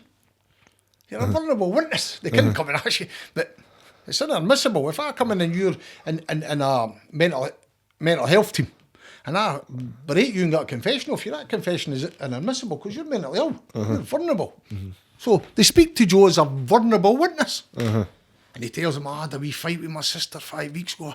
I pushed her out the road, but I can't really remember what happened. Pushed her out the road, no, you fucking smashed up, raved up, beat fucking your sister, dragged her about the house and smashed the house to smithereens. And they're phoning the cops, and when the cops are coming, they're coming in a van. They're not coming in a car. Do you get me? Coming 5 and 6, 10-handed to get grip of him, because he's a fucking, I don't think he's a, personally, I didn't think Joe Jones is a, a criminal. You know somebody, I'm worried about criminal, but he's violent, and I don't think he's violent 24/7. But he's frenzied. See, he's attacks Jordan. They're frenzied now. Jodi Jones was frenziedly attacked. For day one, everybody's telling you that. Oh, it was a frenzied attack. He was sexually embarrassed. I've got a troll. I wasn't going to name any of them. I wouldn't name him as prick. Real violent and vicious. Like real scum stuff. Jordan, right? Towards kids and bairns and families. I mean, no, you fucking Stein or that. Do you know what that? What right now, hiding behind the anonymity. Anyway, the other day he reveals himself on Twitter. He's made a mistake. On Twitter, people dare up and they're up to that. He revealed his identity. And it was controlling him. Oh, have you seen who that is? Barry Black, Joe Jones's pal, right? Strange nostalgia, he calls himself. They've all got, there's about 10 trolls at the max, right? Everybody thinks they've got big volume, but no. One IP address has got 4 users, right? Jane Hamilton's got 2 users. There's somebody else, Stephanie Hall, innocent fraud. She's got about 10. She's fucked, right? But it's all the same stuff, right? And this Barry Black shows himself on Twitter. I go on to Twitter and I look at his feed, mate, and it's vile. His followers is all male porn stuff, and it's I don't want to be homophobic, but it was false stuff. Gangbangs with men and all this. Shit, fucking right out there. And that's his whole Twitter feed. His family are telling me, his family, no Jodi's family, so I'm not causing anybody trouble here. His family are telling me him and Joe were lovers as kids. Right. Now, lovers is a different word, I don't care about that, but him and Joe were used to going in the woods together, the best of pals, and doing whatever they are. That's his family, by the way. I'm not speaking out of turn here. And when they found Jodi, they says the killer of Jodi could have been sexually embarrassed. The police says somebody stumbled across somebody doing something sexually that would embarrass them, you know, and then they went away from that theory. But for the first couple of weeks, they were looking for somebody who was sexually embarrassed. Now, here's this guy trolling me for the last 3 years. And his feed is genuinely full, right? And he exposed himself the other day on Twitter. He forgot to, hiding behind this Barry Black, right?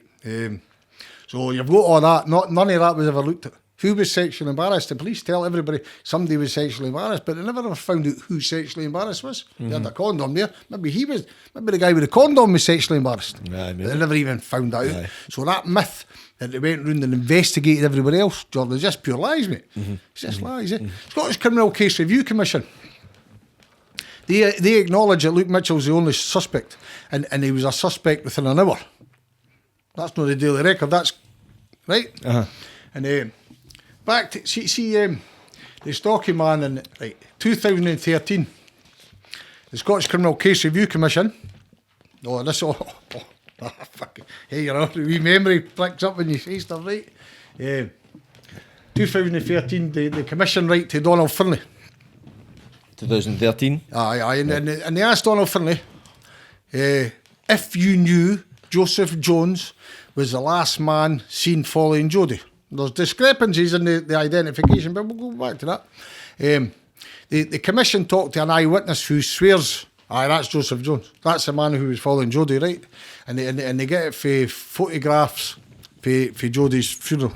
One guy says that's Joe, and then a week later says, I think that's him there, and the guy he points out wasn't in the country at the time, so one ID's bad, but the second ID's good.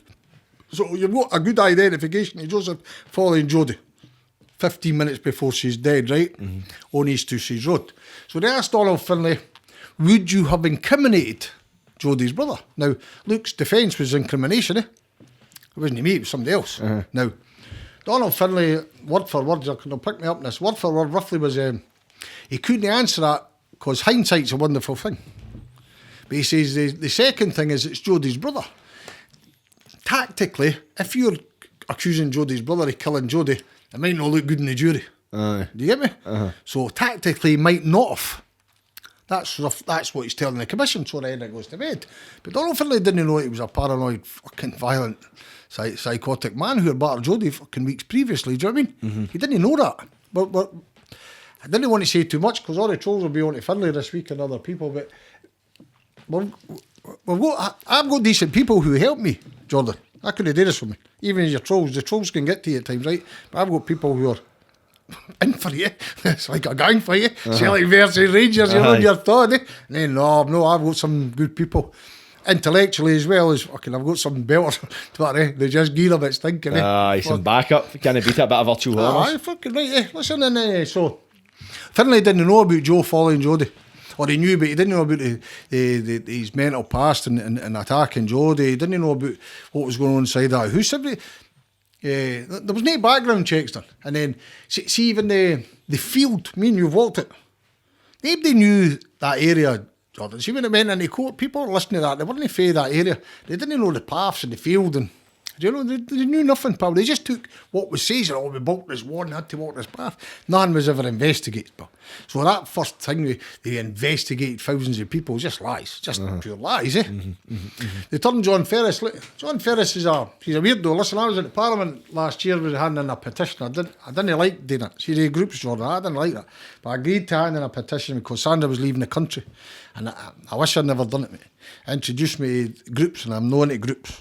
I like groups, but not let them. They what they do is brilliant. I'm not taking that away from them, but I'm not into groups. I'm into doing what I do, right? And while we're there, a guy walked past us. You fucking talking to us, you do you know that? Luke Mitchell's innocent. I said, I'll talk to you. What you want, mate? John Ferris.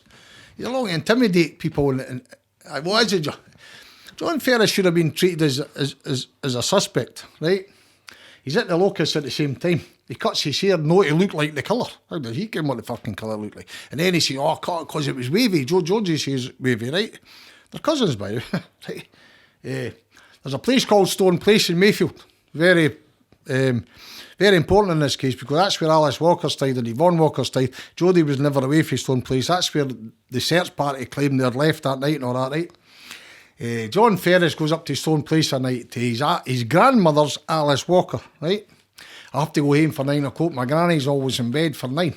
But he doesn't go home, he goes to his half-sister who he's having an affair with. People go, Scott, you can't see that fucking right. I can see he's got a bear in there. And I'll tell you why, right? So you've got a guy who says he leaves at 9 o'clock because his granny's in bed for 9. He's standing at window at 11 and he says he sees his granny in the street going out looking for Jodi. But didn't he think to go and ask his granny if she's all right or nothing, right? He cuts his own hair, right? Think of this. All criminals, Kenny, you destroy everything, eh? He destroys a moped, cuts his hair, they find gloves in the house stuck behind the radiator, they've been seeped in water and all that. His half-sister and his girlfriend, his partner, they're living together at the time, right? Her and his ma at Stone Place are burning in clothes, right? The police find them, and we found them in the productions also, burnt clothes, right, with a cable tie. And baby's clothes, she had the baby at the time. And several witnesses report Alice, Yvonne Walker and Catherine Walker, burning clothes at Stone Place. And the police didn't take the interest in the burning clothes, you know why? It was too far away from the murder scene. But everybody involved in the murder is in Stone Place, the burning the clothes, but they didn't even follow that up. They turned John Ferris into a witness against Mitchell. Tell us all about that Mitchell buying hash off you. He's 19, and that's for the scheme, rough. No, Luke Mitchell's for the wee posh. And they've turned Luke Mitchell into the drug dealer dealing all these big laddies, no? Did you always see him with a knife? I always seen him with they smoke soap bars, you know? I'm lifting up. That's a pint knife. That's what they always tell you. Listen, the length of my finger, I want to show you. Right? The missing knife. They tell stories in the paper, this missing knife, to imply that this is a murder weapon that please, Jordan. That is impossible to inflict the wounds that were found on. That's a funny weapon. Like a knife. The blade's about the size of your pinky. Just about. Just about. Now, we're all seen in jail violence, eh? Right, give you a stripe, or that would stab you, or that would give you a sore, wouldn't it? And it could kill you if you hit the right place. But under no circumstances could that have anything to do with the murder of Jodi Jones. But for 20 years I've been telling you, the missing knife, to imply, he got rid of a knife. Fucking. They had one in the house, the Polish took, right? And then they found a pouch, same as this, and on the pouch it had 666, Jodi Jones' initial and her date of birth, and Nirvana. I get confused with music. Nirvana, right? A verse for Nirvana. So they found the pouch and they used this against him. That he was a devil worshipper and all that for into Nirvana and all that, and they couldn't find the knife. His mother gave it to the police. Now I got this wrong in the past or whatever. Allegedly, his mother gave that knife to so he's got two. Right, they've got one and they find the pouch for the second one, but they can't find the knife, so they call it the missing knife. The mother hands it to his lawyer. I've just learned recently, seen the night before the trial. So there's no missing knife, right? They've got two of them. But imply in the paper that somehow this missing knife could be the murder weapon. Listen, I'll just tell you. Before Jodi's killed, she was strangled. Jodi was strangled unconscious, rendered unconscious, right? But she was punched and kicked and dragged about with the hair and whatever. Nobody knows if she was stripped first or stripped after, all that stuff. Right. None was investigated. But prior to death, post, Jodi's got a defensive food Jordan. And some shit. It reminds me what I've seen in machete attacks. You know, when somebody does that and it catches your hand or catches your right, you're fucking down the back of there, mate. And it's right through the muscle. That is impossible to have done that, right? She's also got a pre-death wound on her face. Jordan. It's one of the worst I've ever seen, mate. And I've seen, listen, obviously, prisons and you see all the tan marks. This wasn't done with that, mate. I can assure you that. What kind of wound was it? The whole face was in two. For here, straight in here in the face, like that. And when she's lying like that, listen, in the face, you can see a real badger. And it's not been a. Do you get. That could have stabbed her, maybe. Maybe killed her if it had her heart or punctured her lungs, you know. And after she'd been strangled, rendered unconscious, battered and beaten, slashed in the face, and defensive wound like that, they stab her to fuck.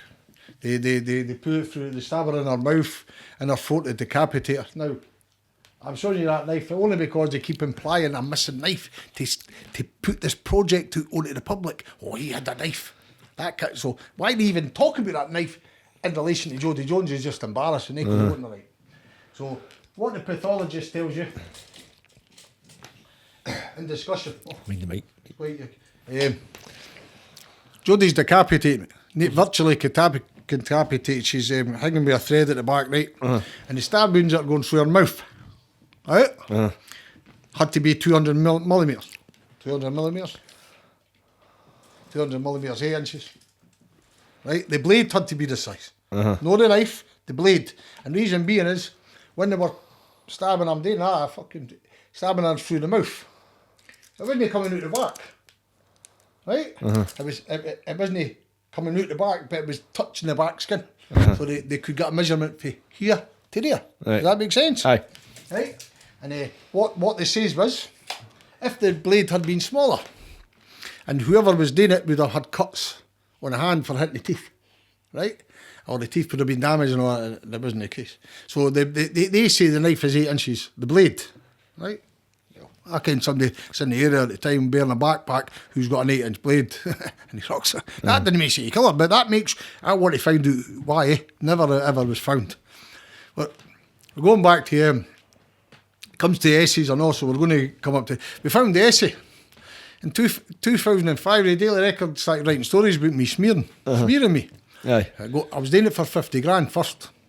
Mark Cain gave statements, no money's ever been mentioned, but they invented this 50 grand, right? And the second one is, that says Mark Cain. Mark Cain wrote essays about killing a woman in the woods, Jordan, right? And a couple of weeks later, a woman's dead in the woods. I said, oh, for fuck's sake, man. What did you write that story for? He said, oh, Cain, it looks bad, eh? Police said, nah, the essays didn't exist. Forbes is telling lies. I'm thinking, what? Now, I've got bairns that live in that community. So when the Daily Record hacks, I despise him, they're writing that story. My bairns have to live with the fact that, oh, your dad's telling lies about Luke Mitchell. My bairns were, my granddaughter be alive, fucking love me. I didn't care if I was lying or no, right? But it puts him under, do you get me? That's scrutiny. As I'm talking to the policewoman, she says to me, and just for you, Scott, I've got a belter for you. I said, what's that, Paul? And essays, 2, written by Mark Cain, killing a female in the woods, called No Remorse. And it was that good, the English teacher asked him to rewrite it. Do you get when it was discovered? When? 2013 by the Scottish Criminal Case Review Commission, who just sat in it. How did they discover it? They didn't do nothing. How did they discover it? We discovered that she went all the destruction of properties. Aye. It was on the list. When the police women showed me, I was like, what? But if it was 2013 discovered it? Oh, because the Scottish Criminal Case Review Commission never done nothing. They just found it. But how did they find it in 2013? They'll not tell us. Oh, right, so it popped up in 2013, but you didn't find it till 2023? Right. So, I'll give him his due. Listen, John Smythe and me sometimes just think quite similar. He more detailed me. I have to tell you that I couldn't write his blog. It's not funny, John. Well, that It's really in depth. Fair play. I like it. Brilliant, eh? Ah, And no, by the no, way, good. so same with the other one. See the people I'm thinking and Luke Mitchell supporters. Oh, some of the work they do, Jordan, is No, it's really in depth. It's not going to do Mitchell any good in court cases, but what it's done is to the public, it's kept him alive, right? Aye, definitely. And some of the blogs, some of the people know this case much better than me. Jordan Smythe could tell you probably more details of this case than me ever. Right? I didn't want the detail. I didn't mean that. See, when you investigate a crime and you go into to argue, there's no point in taking in a big portfolio. Get doing this, and I've done that over the years. So anyway, me and John Smythe, both of us were writing freedom of information requests at similar times, and then he sent me something, and both of us were at the commission. I was at the Scottish Criminal Case Review Commission in New Battle Abbey College, asking him, where's the essay, when did you find it? And putting pressure on him always. And the commission say it wasn't in the public interest to tell us or how they found that essay. Right? So, 2013. Now, Luke Mitchell's appeal, 2014, 2008. In the appeal court, Lord John Beckett, told the appeal court the essays didn't exist. Mark Cain never wrote the essays, but he did write the fucking essays. So that appeal was tainted, and was Lord Beckett telling lies to the appeal court? People tell me yes, but I didn't believe that Lord Beckett would lie like that, right? So the police must have lied to Lord Beckett. Police didn't lie to Beckett. Beckett lied to the court. It has to be one or the other. And the commissioner refusing to answer their questions, mate. I've got an MP into it to try and get the commission to answer it, because I want to know when they found the essays. I bet the police found them in 2005 when they eventually went and looked at Mark Cain. Right? We'll find that out as we go. So pretty much addressed all the theories for the Daily Record article, although there's one, and I'll read that now. The search party made up of Jodi's sister, Gran, and her sister's boyfriend, who were with Mitchell when they discovered the teenager's body, changed their statements a month later. Initially, they agreed with Mitchell's claims he walked 40 feet past the V in the wall, where Jodi's body was with his dog Mia, and the dog reacted here. All three witnesses later agreed Mitchell went directly to the wall and found Jodi's body in seconds in the dark. Mitchell claimed he did not know the V existed in the path known as Rowan Dykes, but he had inscribed his and Jodi's initials on a nearby tree. Okay, I'll deal with the latter first. That again, that's just a lie, just a pure spin.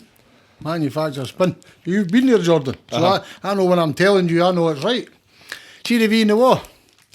And 800, approximately 800 metres. I walked it the other day there. 800 metres away from the V in the wall, there's 3 trees that are all combined, right? And on the branch it had Luke Mitchell and Jodi Jones. Over the years it's grew out and somebody's tried to scrape it. So, but it's still the tree, because the forensic photographs show you it's very difficult to miss a tree because there's 3 things, right? So Luke Mitchell knew where the V is because his initials are on a tree. Well, 800 metres. It's not like it's 20 metres or 50 metres, but 800 metres away.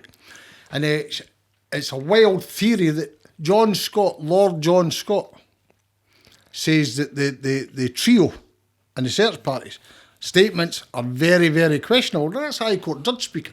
What he's really saying is they're all lying bastards. Right? Now, when people, over the years, when you read statements, if you ever get statements from people and they're identical, you know they're lying, eh? Coppers forfeit every time. Every time I've been in a court and I see a case collapse, it's always because somebody's lying. Police, and both police officers' statements are do you know what I mean? Identical. The 3 statements are identical. The changes for their first statements to their last statements are incredible. Right? They're all identical. Do you get me? Aye. Now, 40 feet, I think I'm trying to do metres. Jodi's body's 19 metres away from the V. Right? And so this wild theory that she's claiming, there's no wild theory, it's just fact. A High Court judge is telling you they 3 people's statements are questionable. A High Court judge to tell you that's right, but he's a High Court judge now. But he went on to, John Scott spoke out twice. He was on Murder in a Small Town, and he was on the Devil's Own, I think, with Sam Paul and the BBC, right? And every one of them questioned that search party. Now, John Smythe does a brilliant article on that search party. right, and highlights the differences. So there isn't any, this 5 wild theories, no wild theories. The only wild fucking theory is a 14-year-old boy killed a wee lassie and was able to escape forensic. That's only, right, so that's the theory. Aye. Luke Mitchell's initials are on a tree 800 metres away. Jane Hammond, I'm saying it's Jane Hammond because it's a reasonable assumption that she writes and the relative for the Mitchell family. Nobody knows who the relative is, and our Daily Record reporter, right? It's spin. Think of that. His initials are close to that V. Fucking 800 metres away. No, it's a bit of a joint. 'Cause I remember when you took us, because they do talk about that when there's the war that cuts right down the middle of Rowan Dyke's path. And even like Mitchell and that, they said they would go around the other side of this wall and smoke and do whatever, but that's a way up the top of the path. And we might have covered that in the documentary. I'd need to refresh my mind by watching it, but there's it's a long path. See, until you actually walk it, you realise how long it actually is. See, for the V and the water that, it's a fair distance. Well, 800, roughly, I'm saying approximately 800. Now You get that measuring tape. Fuck, we're not. Here's a I need to go to the end of the street. This wild theory and all that. No, the initials in a tree. Every time you talk about it, there's somebody else. The search party, Alice Walker, by the way, Jodi's granny, anybody doesn't know this case. Jodi's granny is complicit. She should have been charged with perverting the course of justice. She threatened witnesses. Listen, Alice Walker, she's on the search party, Jordan, right? And she goes over the V in the wall and she cradles Jodi, right? But she knew where to go that night. They said that the Leafy Mayfield at Stone Place and they walked down in Rowan Dyke's path, right? Do you know the big square and they meet Luke? If they walked down from East Mayfield to East Says, you walk past all these woodlands that are as deep as where Jodi was found, but they walk a mile and a half. I've said 3 miles before. No, you're a liar. I think it's about a mile and a half. And you walk through all these woods. Not one of the Kelly, Alice Walker or Janine Jones looked in the woods. But Jodi used that path every day to go to her grannies and her sisters and that, but nobody thought you looked in the woods, but they knew to go to the woods. How did they know that? But anyway, she just did. Now I get they just did for statements and I quote eyewitnesses were in the court. And if the persons want to call the 2 people liars, well, okay, we'll address that another time. But Alice Walker knew where to go. She tells you in her statement she knew. The transcripts the other night, I didn't read them. John Smythe and other people send me clips. Scott, have you read this? Seen this? And I think it's Janine says my granny just says that we're going to that path. I didn't really ken the path, but my granny came where to go, or words to that effect. And I'm sure I'll pick it up in word for word, but words to that effect. Well, she was there. Now, she's standing at a square waiting on Luke Mitchell coming up and see him on up the dug. For where they're standing, we meet you at the doorway. Is there, do you remember the big break in the wall? You could drive a car through it, right? Alice, I didn't see it. So she's standing there. Jodi goes in through that break in the wall often. They look and playing and they write their initials on the tree as Hamilton saying, right? But it's nowhere near the V. The V's fucking 800 metres away, right? Anyway, so Jodi's used to going in through this break in the wall and taking a wee left, 15 metres, I think, for the break in the wall is his initials on the tree.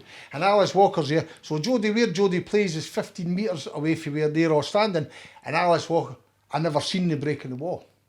Now, why would you not go there? Me and you've been there, Jordan, eh? And when you go into Rowan Dyke's path, I don't believe anybody walked down Rowan Dyke's path. You go in the big break and you can take about 4 or 5 paths that take you right to Luke Mitchell, right? We made that point before. I definitely are doing or wherever. And they're a lot more easily accessible than the V.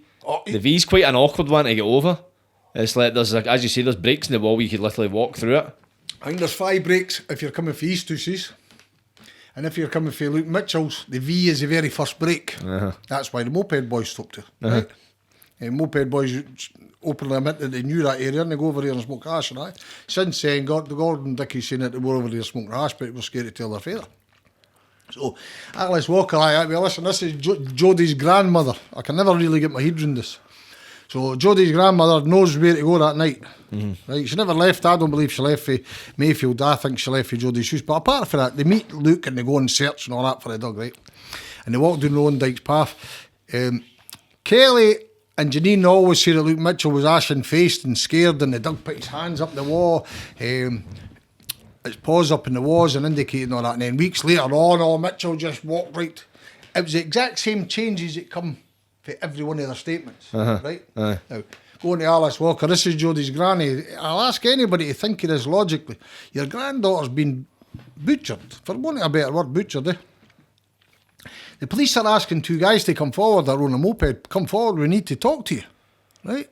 One of them's Jodi's cousin, and the other one, Jodi's cousin and Joseph's best pals, right? They didn't come forward.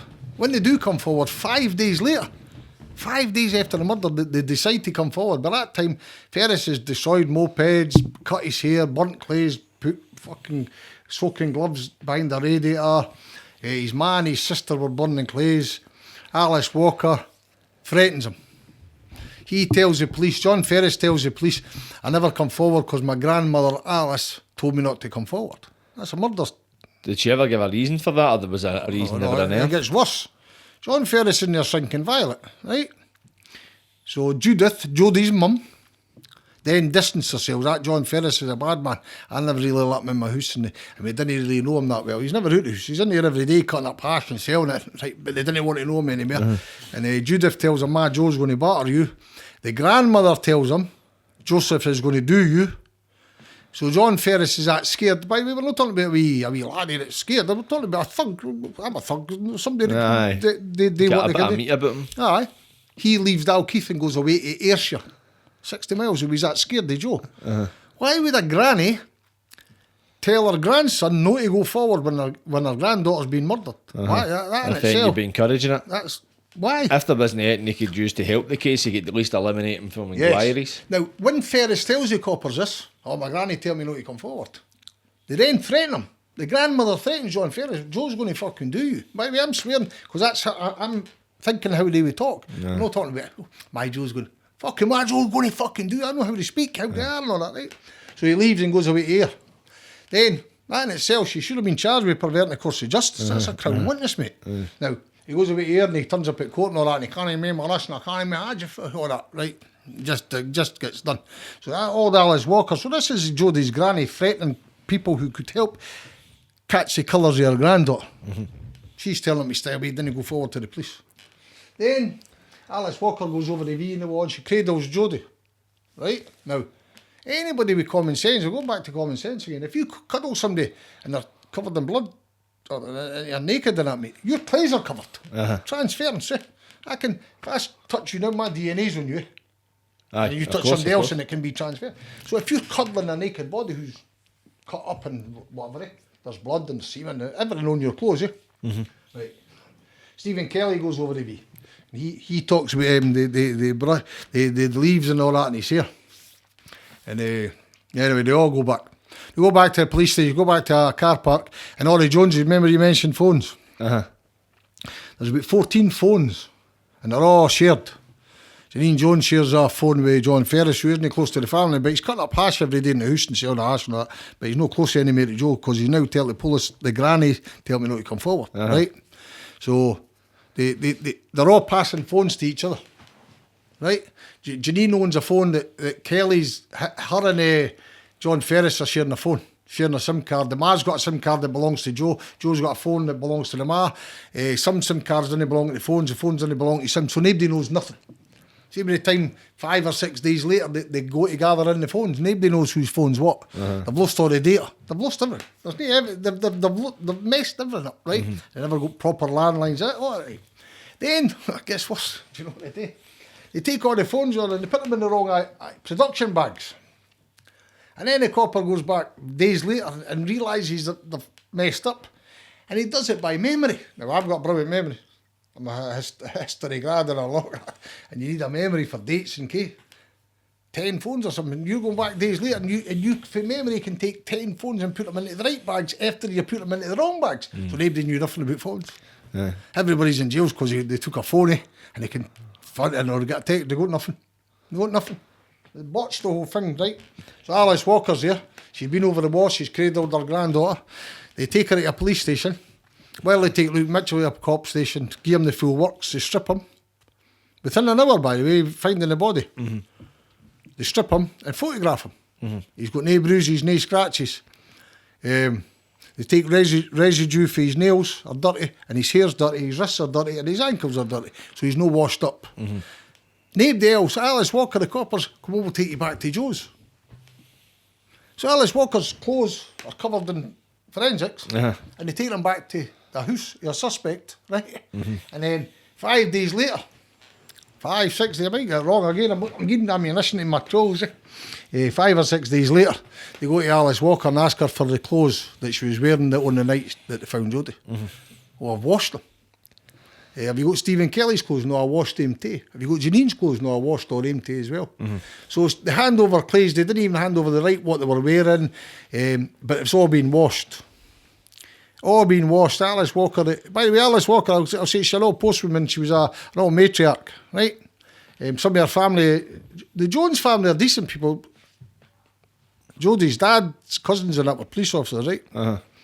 And but Jodi's other side of the family is a massive family called the Walkers. Some of them are good people, but some of them are smack and all that in the scheme. Aye, they're sort of kind of both sides And of the everybody divide. always says Alice Walker was your matriarch, eh? The post woman that kept everybody right, and her sons were allowed to do what they wanted to do. The other one is Dickie. He's got that reputation also. Now, I don't care if that's 100% fact, but most people in the scheme think that, right? But for whatever reason, if it was for that reason or whatever reason, the police let Alice Walker go home and wash her clothes. She then threatens her grandson not to come forward, and that she should have been charged, perverting the course of justice. So, that's the search party. See, did Luke's defence team recover the series of letters between Luke and an undercover journalist that was sent to him whilst he was in prison? Listen, yes, listen. And I'm not going to give you, I can't give you a perfect answer. I remember the letters in my head, and it's it wasn't a trick question, but the journalist then says it was misconstrued or he tried to I can't remember, but there was letters between Luke Mitchell and a journalist in the jail, and I think they were trying to catch him for sexual stuff. Catch you, the journalist, or No, Luke? try to catch Luke. What do you mean sexual stuff? Jordan, I'm flying in the air here. What, in regards to like the case, or? Nah, just to find out, to try and make him out to be a pervert. If I Right, remember or should correctly. try to kind of entrap him into saying something that would maybe be a bit Aye. incriminating. Aye. Right. And listen, I'm raging that I can't answer it. I do know it. See, when I leave here and I on the train, I can all come back to me. Aye. But no, there was letters, yes. Right. But listen, also, prison officers used to phone up the Record and the Sun and that regularly and give them stories about Mitchell reading porn in the jail and all that. Imagine the worst crime you ever committed, you read a porn mag in the jail. I know. Do you get me? We'd all be guilty of that, know what I mean? Aye. So, but their letters, that's going to puzzle me. There is letters between a journalist and Luke Mitchell, aye. And if I remember correctly, I think the journalist says that they misrepresented them, or I can't remember. But there was letters, aye. There was letters. Was see, we were talking about phone records as well. There was a part of the case where Luke Mitchell he contacted the speaking clock. It was. Aye. What's see? What did they state? What did the phone record state in regard to the calls to speaking clock? Listen, when did they phone it and how often? Listen, he phoned it for about a month prior, regular. Right. That's the only thing I can say confidently in that. Listen, people, you can twist anything, Jordan. We know that we're all grown men. Listen, you can say, he says, "You're you prick," and it's in a nice way, but you can turn it in. Aye, it's all context. Aye. So they done it in a context. He phoned the speaking clock because to set up his alibi. But the phone records show you've been phoning the speaking clock regular. I think it was for a month. Again, listen, a day off your memory, and it gives your trolls. I give him, listen, it gives him my life. Aye, I know, definitely. It does, you say before it was fucking 3 weeks, now you're saying 4 weeks. But it was a long period prior to that murder that Luke was phoning. Aye, so it was in the run up to it as such. Listen, you're too young for it, but years ago you used to get Nokias. Aye. I had a Nokia when I was younger. Aye, I remember the speaking clock, I remember it. Aye, and the big fucking square screen. He says it was broken, so he couldn't see the time. Aye. So 1, 2, 3, 4 or 1, 2, 3, 4 for your house. I used to do it 1, 2, 3, 4, you got for none. Right, but he had been using it for, no, because his no for his mobile. The mobile was broke, and the landline records, listen, again I'll pick it, but it was a long period of time, like 4 or 5 weeks prior to the murder, he had been phoning 1, 2, 3, 4 to get the time. I know, it took It makes sense. Know what I mean? Because that was quite a popular thing. I remember back in the days. See, we talk about the Green Parker. Was there any CCTV footage recovered by the police of Luke wearing the Green Parker before the murder? None at all. No local. None. Listen, there's trolls. One of them's vicious. These are all questions for John Smythe. Oh no. So that's how I just saw. Like I did. Listen, I'll answer any question if I can answer it. It's one of the ones for the sake of it. Is it questions that have been asked? It's not so much as a direct. It's more a kind of no. There's no footage to show a bit of transparency. People say online, fucking every country Lou Mitchell. I've got pictures of him at a party wearing a Green Parker. Well, show me, Jordan. See if Lou Mitchell had a Green Parker prior to that murder, and there was a photograph. That'd be on every front page. No, definitely. It would have been used against him. Do you get me? 100%. And then he gets a Green Parker after the murder. And I've got, as a replacement quote, you were wearing a Green Parker prior to the murder and all that, right? And there's no Green Parker. Luke Mitchell didn't own a Green Parker. He owned one after the murder. There is no photograph. People at school says, oh, I've seen him wearing a Green Parker, but nobody ever showed me a photograph. But then it transpires, his school pal's wearing a Green Parker, and the police go to the house and take the Green Parker and hide it. That's fucking criminal, mate. Was that ever used in the trial, that Green Parker? No. But was that one of the piece of evidence that got hidden destroyed? for the defence. Was it hidden for the defence, this Parker? Well, it wasn't on the defence productions, that's for sure. I see. Was that part of the productions that got destroyed? Everything's destroyed. Now, people all condemn Donald Findlay. He never done the best job with Luke Mitchell. I was going to ask about that. What is your opinion on that? Listen, I think, I don't know.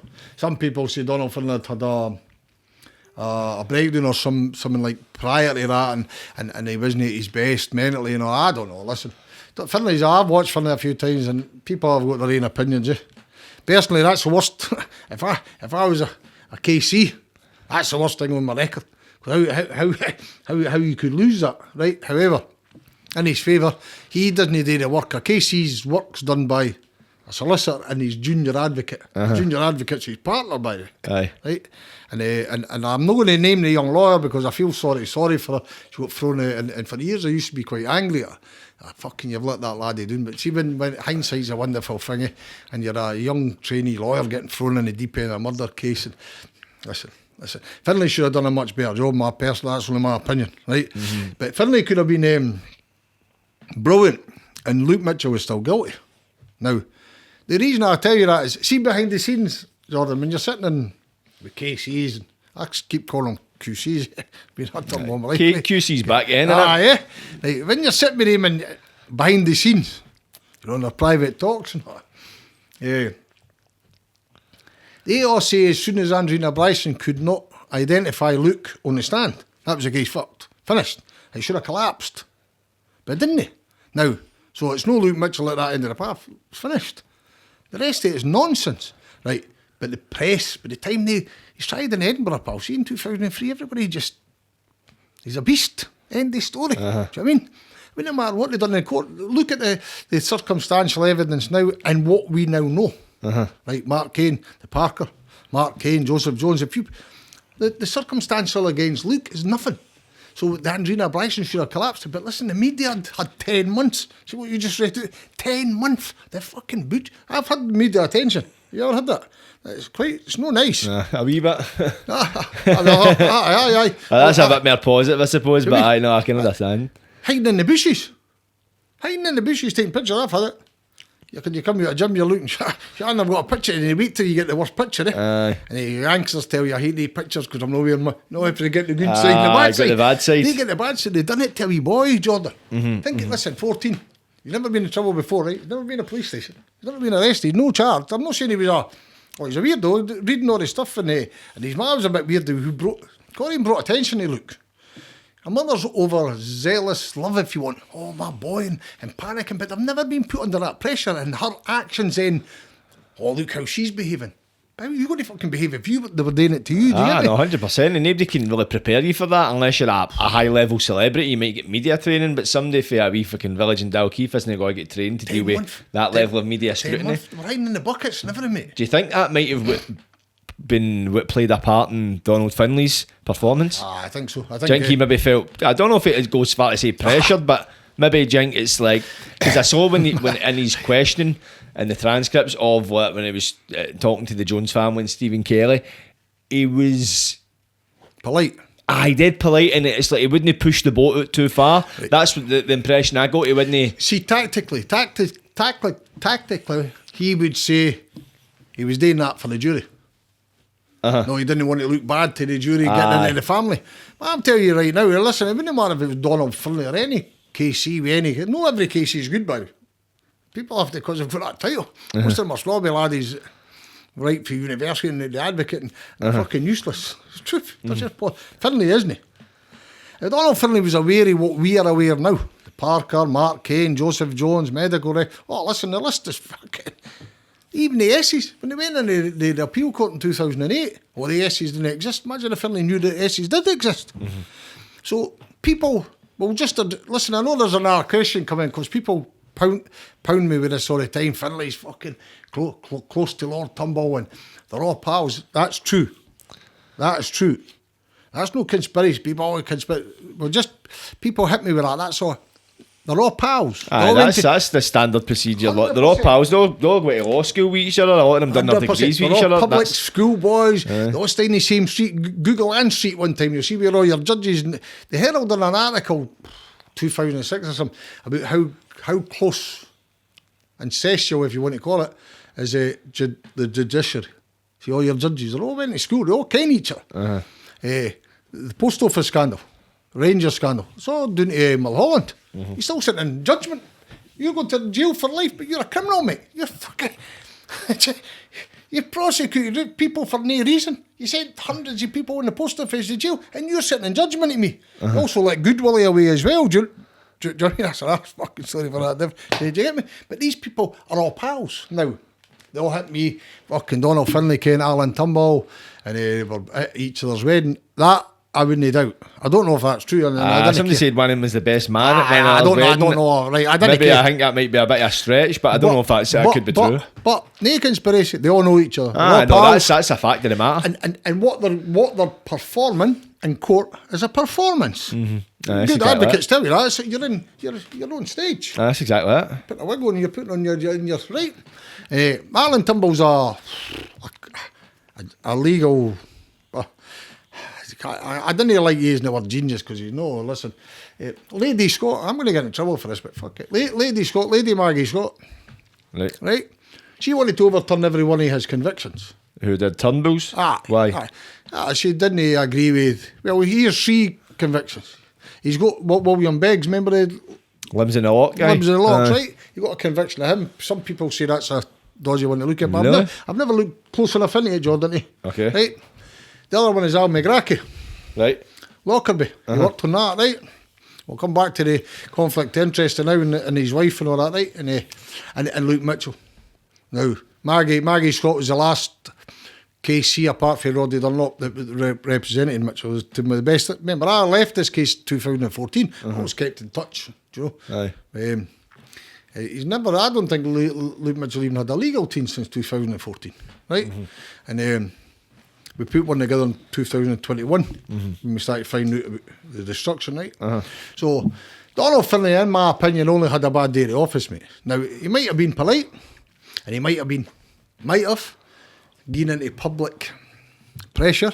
We've got this fucking bastard. We have to get rid of him, but I'm not going on. Oh, Jesus. Now, I'm not saying that happened. Oh, you're saying, no, I'm not telling you that. But me, I would have won that case. See if John Smith has prepared my case and put that in front of me. At the time? I would get Luke Mitchell off. Oh, at the time, during the trial? At its hottest? Luke Mitchell's legal team were useless, mate. I didn't like saying it, but they're fucking useless. Listen, the Daily Record done a cracking story through a guy called Jim Kelly, right? Jim Kelly's a lawyer. He's going to hate me for this, so he fucking sue me next week, right? Jim Kelly came to us in 2010, 2011. Meets us in a cafe in Carlton Place. Do you know in Glasgow? Aye, next to the court. All the food down the tie and all that. The big beer and all that. Shit.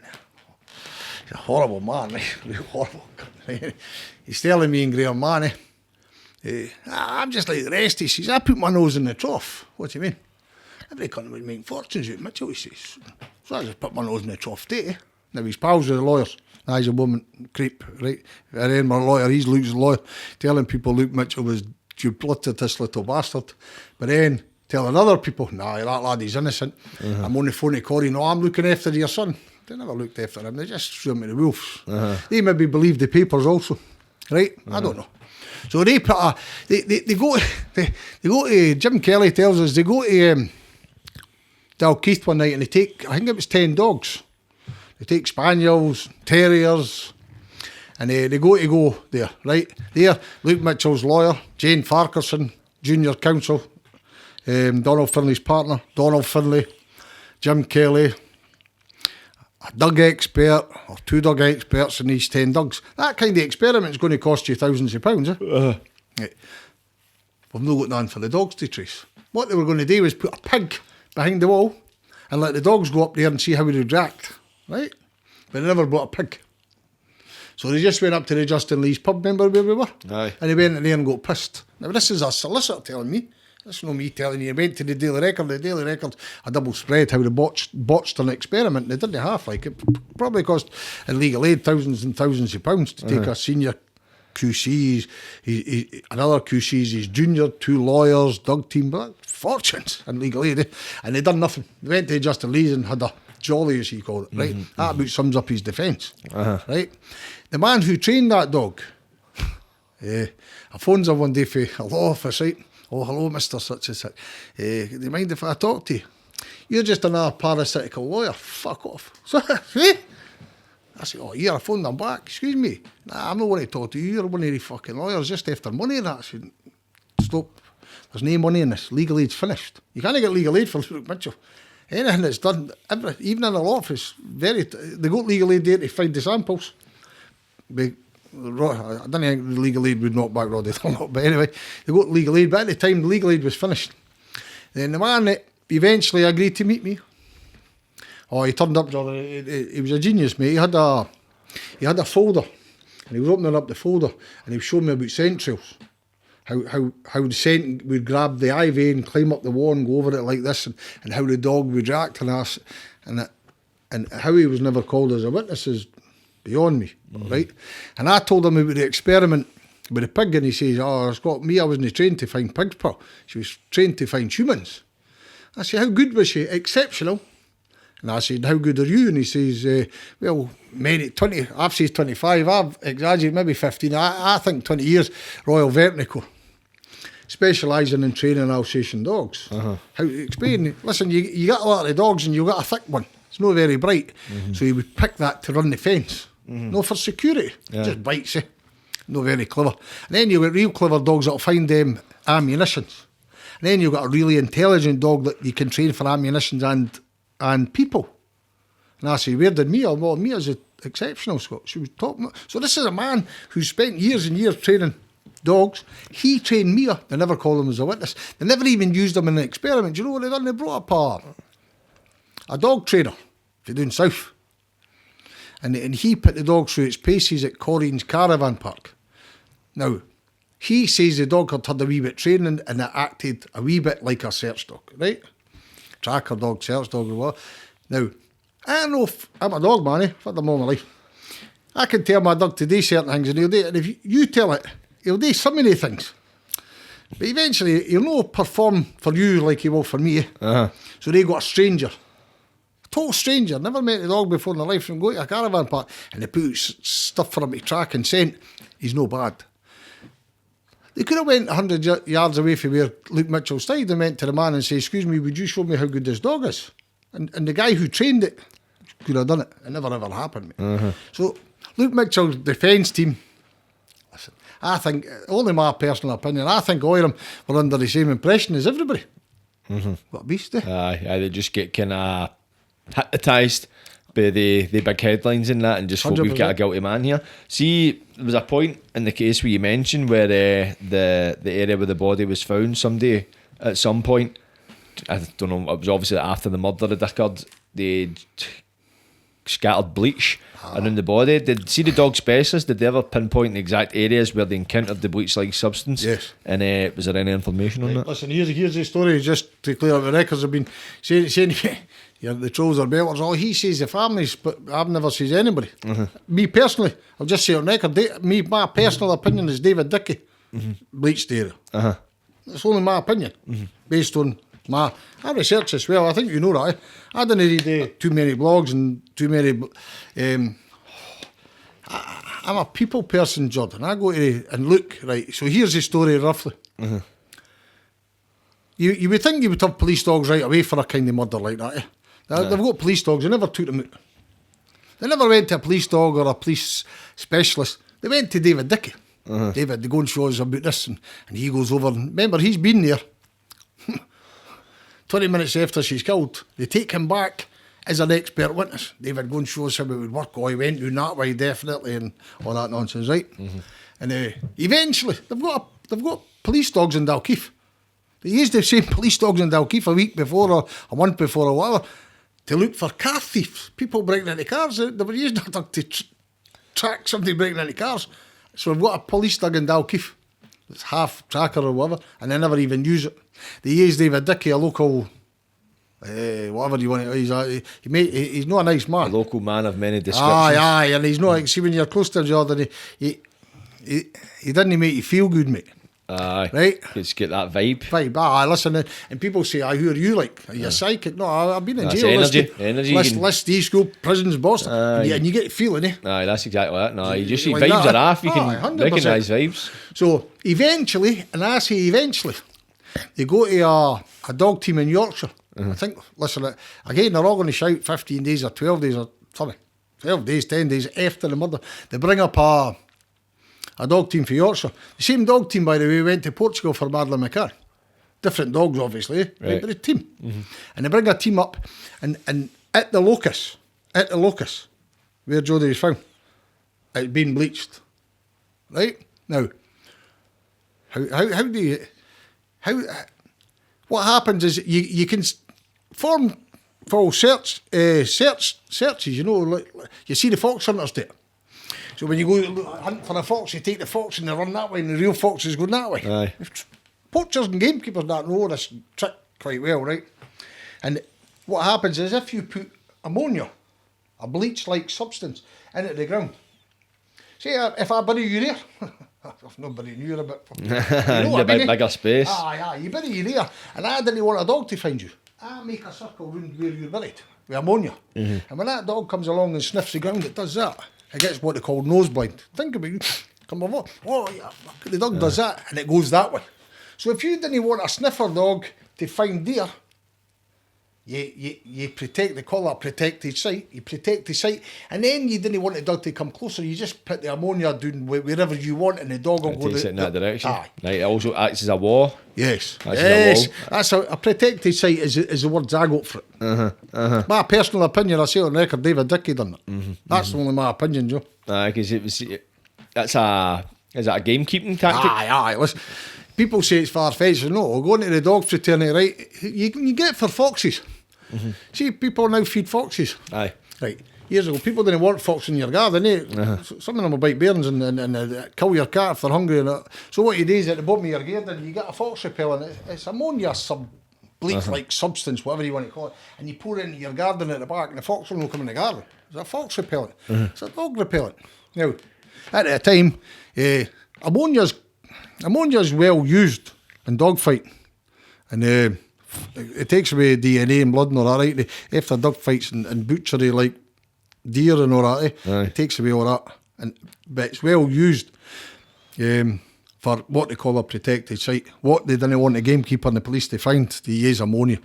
Now, the police come up for Yorkshire, and they says that their investigation was hampered by a bleach-like substance. Me personally, that's ammonia. At the time, ammonia as well, you could buy it. You could buy it for dogs, right?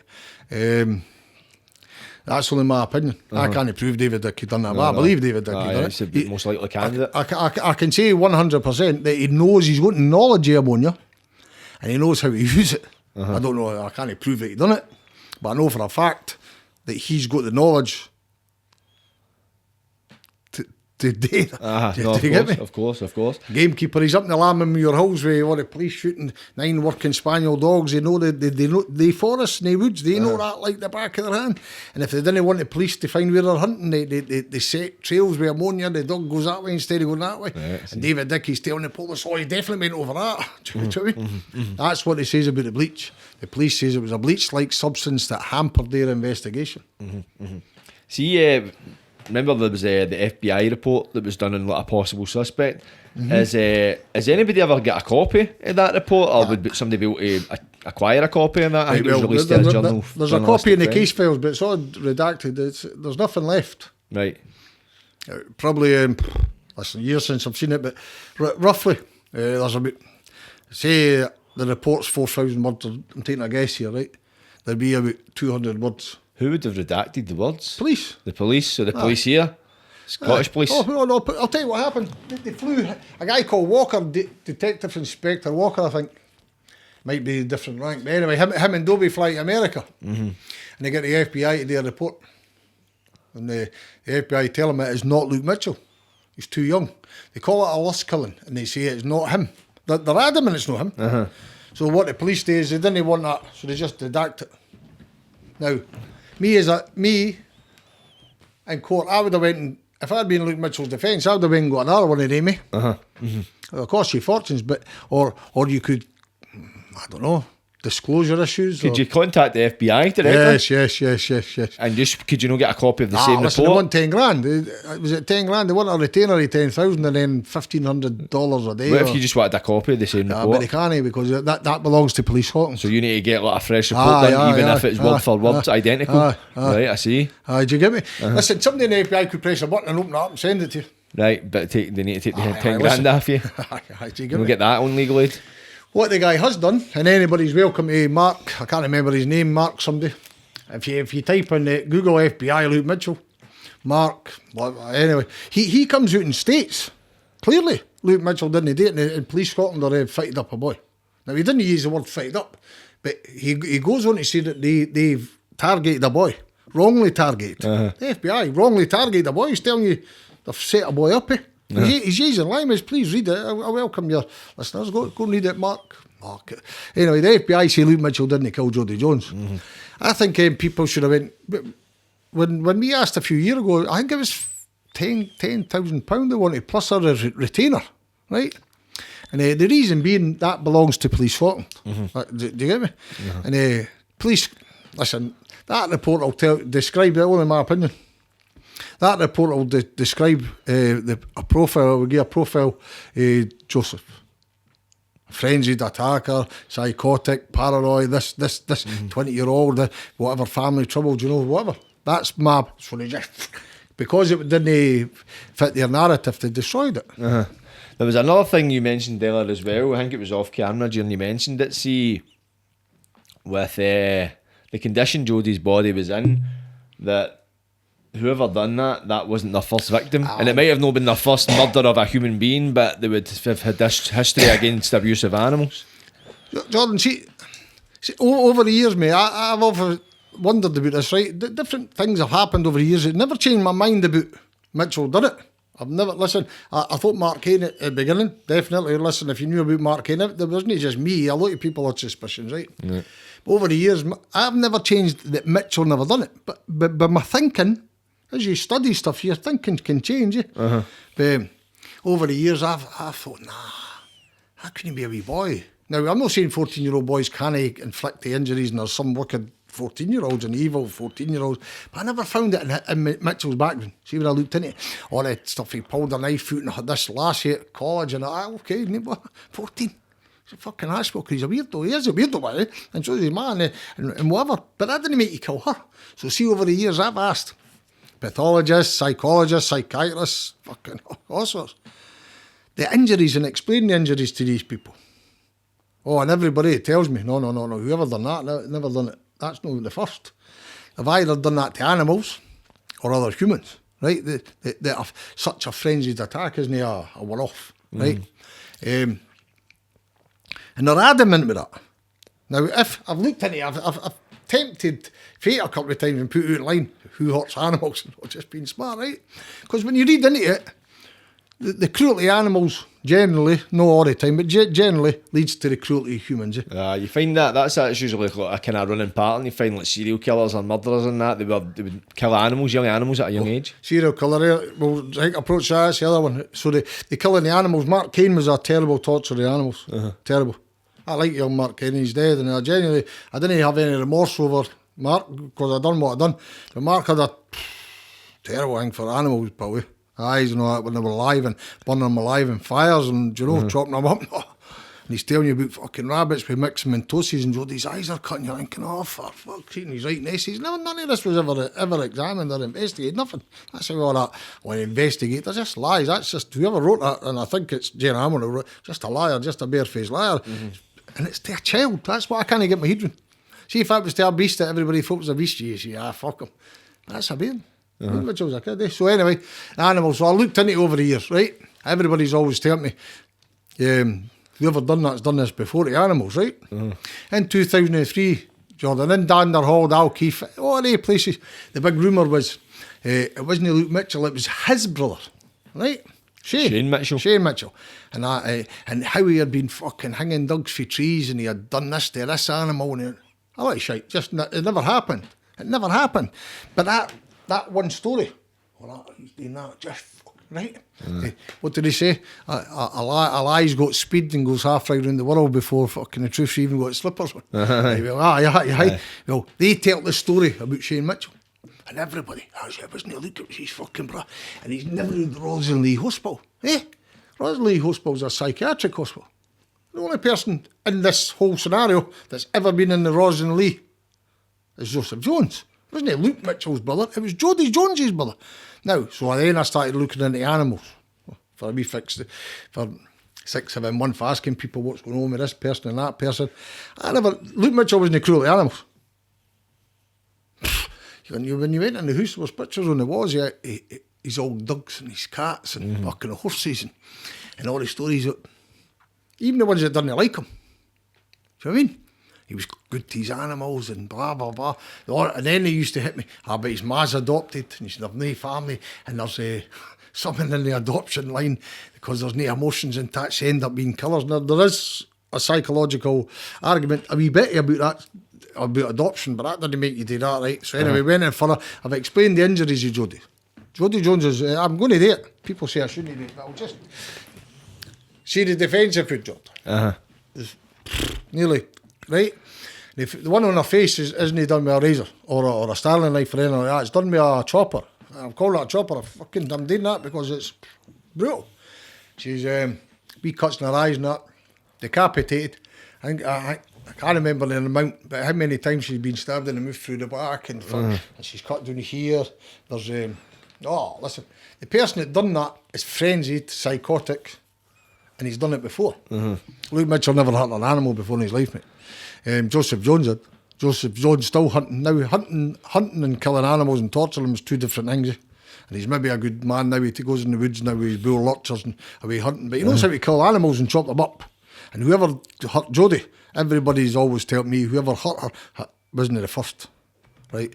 And the only person I can find in this scenario, David Dickey, sorry, he hurts animals and kills animals, but he would say it's just part of his, do you know, picks him a they didn't see that as cruel, right? And Joseph Jones.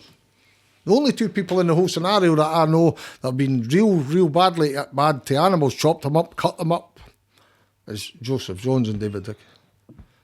That's what they've got previous for it. So if anybody knows how to kill, it's them. Well, have you ever seen decapitations? I've sat with game people. I can't name them, but we spoke about it. But there's people for that area who are heavy men, doing life in 20 years and they're chopping people up, right? And into hunting and bull lurcher dogs, the same as Joe, right? And I've taken them to the same woods. So you go and show me. And when I tell him what the police say happened, they'll look at you like you're daft. These people know these woods, like they're lying there at night waiting on foxes or deer or whatever, and you're showing them. And they're saying, nah, that never happened, Scott. Well, that's how that wee boy's in jail. So eventually when I showed some criminals what happened, it spread through the jail. The people I know who I've spoken about earlier, and They then go and tell people in the jail, Mitchell started getting an easier time because they then say, nah, that couldn't happen. And I say, but that's what he's in jail for, right? Listen, the time period, 40 minutes. Anyway. The other question that got asked is, what description did the other two boys, Grant Elliott and Dean Houston, who were on their bikes with Andrew Holborn, give in regard to what Luke was wearing when they saw him? Oh, listen. Again, it's the same clothes he was arrested that he was wearing all day. Was it? Was that the day of the murder, I take it? And by the way, he, if this is a trick question, but I'll get... It wasn't a green Parker. I think they put it down as a green army jacket. Do you remember the one with the German flag on the side of it? He had the one who was pictured in the paper, well? No, that's a Parker. The boat after the murder. I was going to say it's a waterproof jacket. Look at Harrington, Kenny. It's a shiny green with it. Is it like a kind of... It could almost be a long sleeve shirt? Well, no, a bomber jacket. Jacket with a zip. And baggy trousers. He was wearing the same things. That's the only thing I'd have to go in. He was wearing the same clothes as he left the house and what he was wearing at school that day. So hadn't been home and washed. See when the lad, he seen him at the bus stop at the end of the street. 10 to 6, I think. Is it?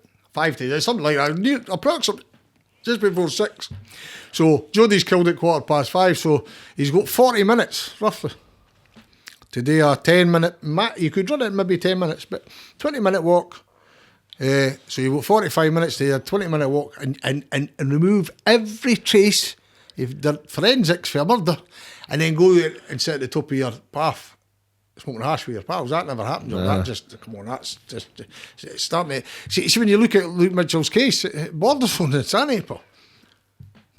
20 or 30 minutes later, you're sitting on a bus stop and two guys seen you're wearing the same clothes you were wearing during the day that day, and there's nothing on you to link you to that murder. How can that be, mate? Aye, it's a very short timeline to get all that done. Massively. Aye. And he run home and burnt a Parker and then put on another Parker. It's a very short time frame, because we did cover that in the documentary, because we timed it from where the body was found back to the house, and then have to get so much done. I think it was at 50 minutes. I think so. I think to go to the murder, get home, get rid of the evidence, clean up, and then go and sit at a bus stop. Andrina Bryson claims that she sees him at 5 to 5 on the path, right?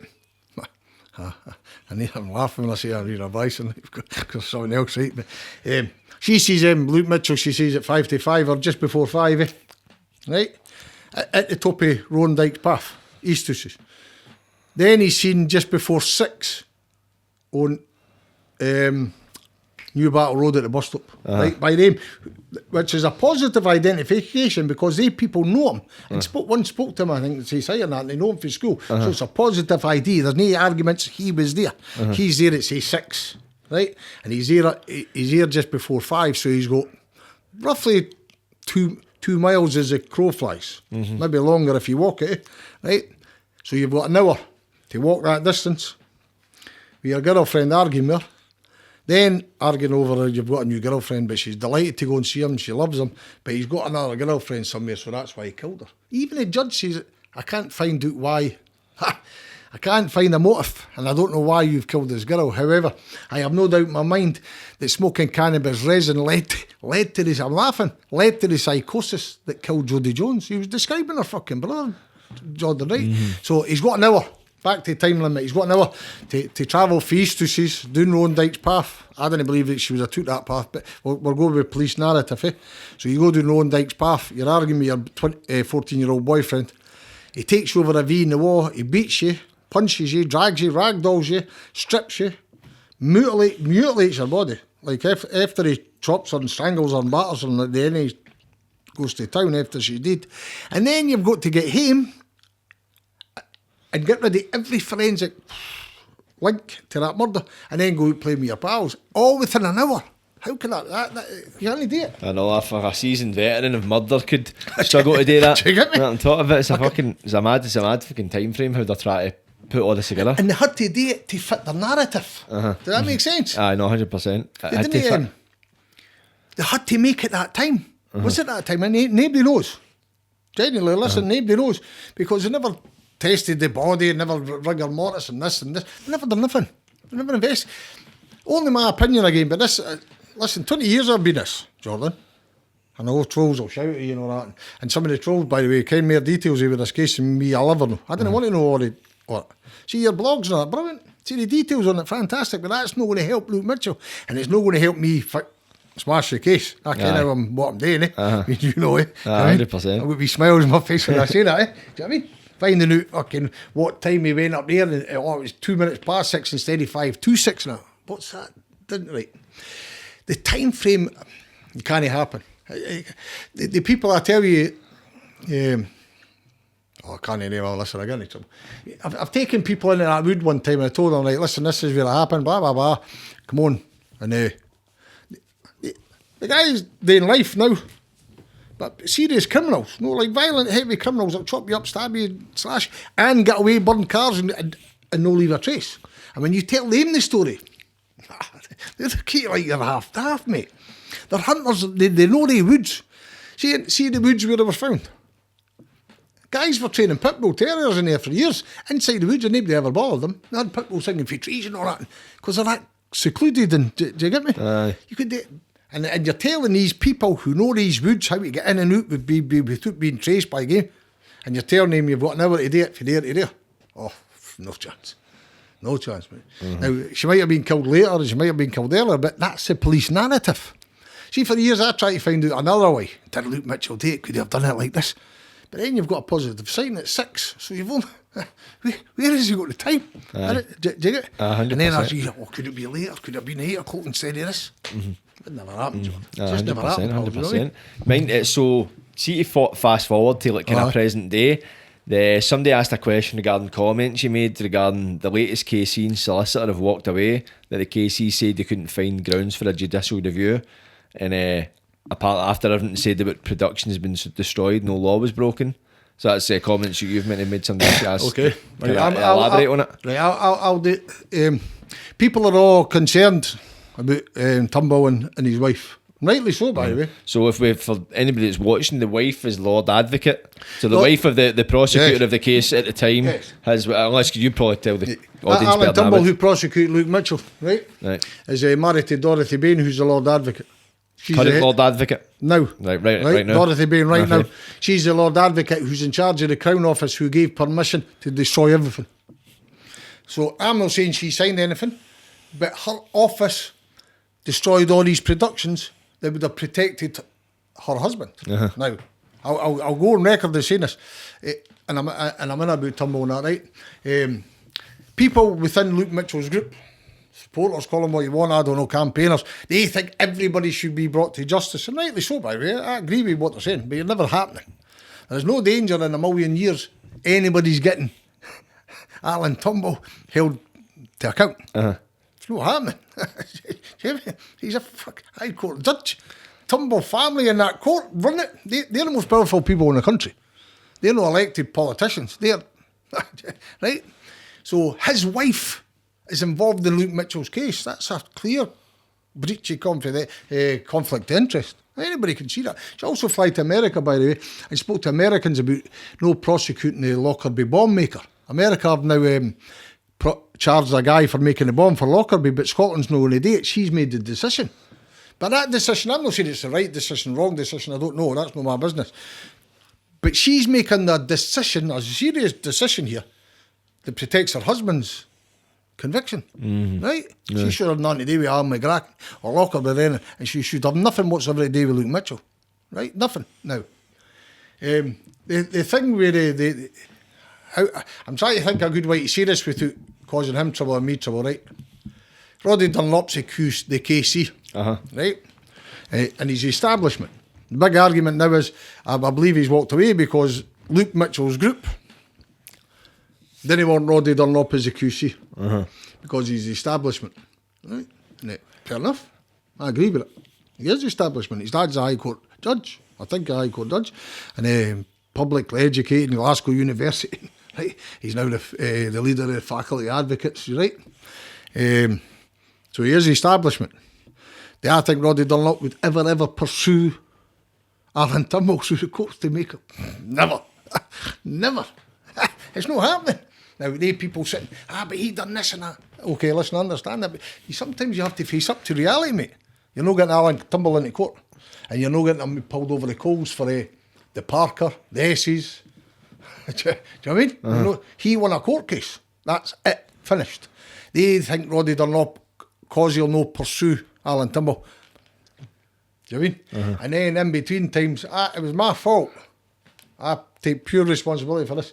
I won't mention him again now. I mentioned him one time on a tweet. I was showing off. I think I've got the best QC in Scotland.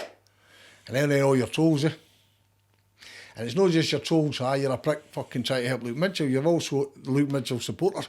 Oh, this and that, and they're writing to talk a QC. Joe Blogg can't write to the people.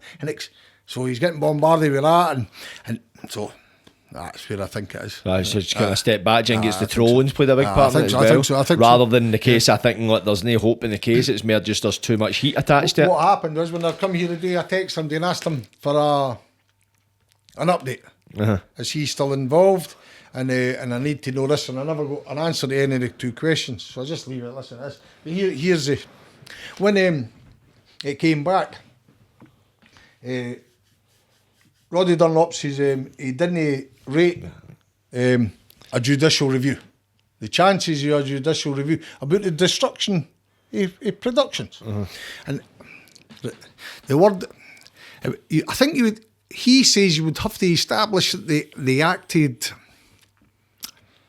through malice. It wasn't the words, but roughly.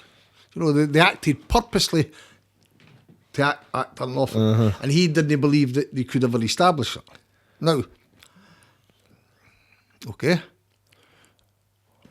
I think he was right, because how can you say that there's an argument at 12 years, you know, like after a trial you can do it, and that's why you would talk, listen, we've made an error. Aye, because it was 10 years after after the last failed appeal in it, so I think it's been 10 years, so they could argue, listen, it's 2 years apart, we made a mistake, some shit like 100%. that. And how are you then going to go in and establish that Dorothy Bain, the Lord Advocate, is a liar who's conspired to destroy all this stuff to protect her husband? Now, I would like that to happen. Truthfully, I would like to see that. But it's never going to happen. Never, Jordan. It's impossible. So when Roddy Dunlop come back and says he didn't believe a judicial review could happen, other people outside of Scotland says he couldn't understand why a judicial review couldn't happen. Me, I'm looking and thinking, got a grip. I'm never getting Lord Tumble held to account. It's not happening, mate. It's just, and you're not going to have Dorothy. You can, anyway, I tweet it, tell him this is the establishment, and you shouldn't be saying that. But okay, I'm only saying it. I'm not trying to take them into court. They'll close ranks on you, and Mitchell will never get into court. I went to I found Roddy Dunlop a gentleman. I have to say that. And I didn't deny his establishment. Riddled it right through. He's actually quite a funny big guy. Twitter, he's actually. I've not seen much of his stuff now, but Google him. He doesn't miss some people, right? But, John Halley, a sheriff, wrote a book about real bad stuff within the judiciary. Right, real bad stuff, naming judges and all that, right? And they named Roddy Dunlop as being part of the establishment. Right, part of that. And establishment will do anything to protect themselves. Now, do I believe Roddy Dunlop would protect Alan Timble and Dorothy 100%?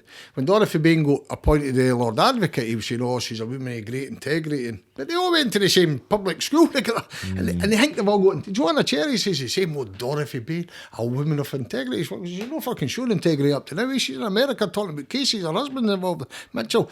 But that's all right, saying that and tweeting it.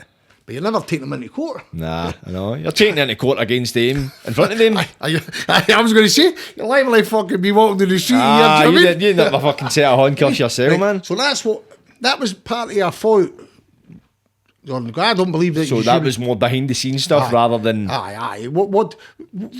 My opinion is this: why do I want to pursue a judicial review about productions getting destroyed? So fucking what? I think, what would you get at most? A fucking apology? Roughly. That's never going to get. They're never going to get a retrial on the basis of that. Then they would ask, did that affect his conviction? No. There is disclosure issues, right? So to me, it was a waste of time. So at that time, we're going to start fighting against Tumble, the Lord Advocate, the prison system. We're going to fight his conviction, and we're going to fight this, and we're going to fight the media. You can't fight, Jordan. So that was the day I said, Kenneth, I'm going back. I never involved in groups. I've been into this and about this for years, sharpening doors, speaking to people, doing what I do. And I wish I just stayed to that. See, the fact I joined a group and then, right, let them go and fight. I genuinely admire some of them. I'm no bad mouthing. There one or two are real buddy boys. Honestly, listen. And but some of them are lovely people. And I met priests and everything. Do you know, there's 2 priests that follow Mitchell that are very supportive of me. And some of his team, some of the supporters he's got, some of the work is absolutely phenomenal. Genuinely, listen, advocates and QCs and that would be spinning to get them to prepare cases for him, right? And the detail. But that's not going to help.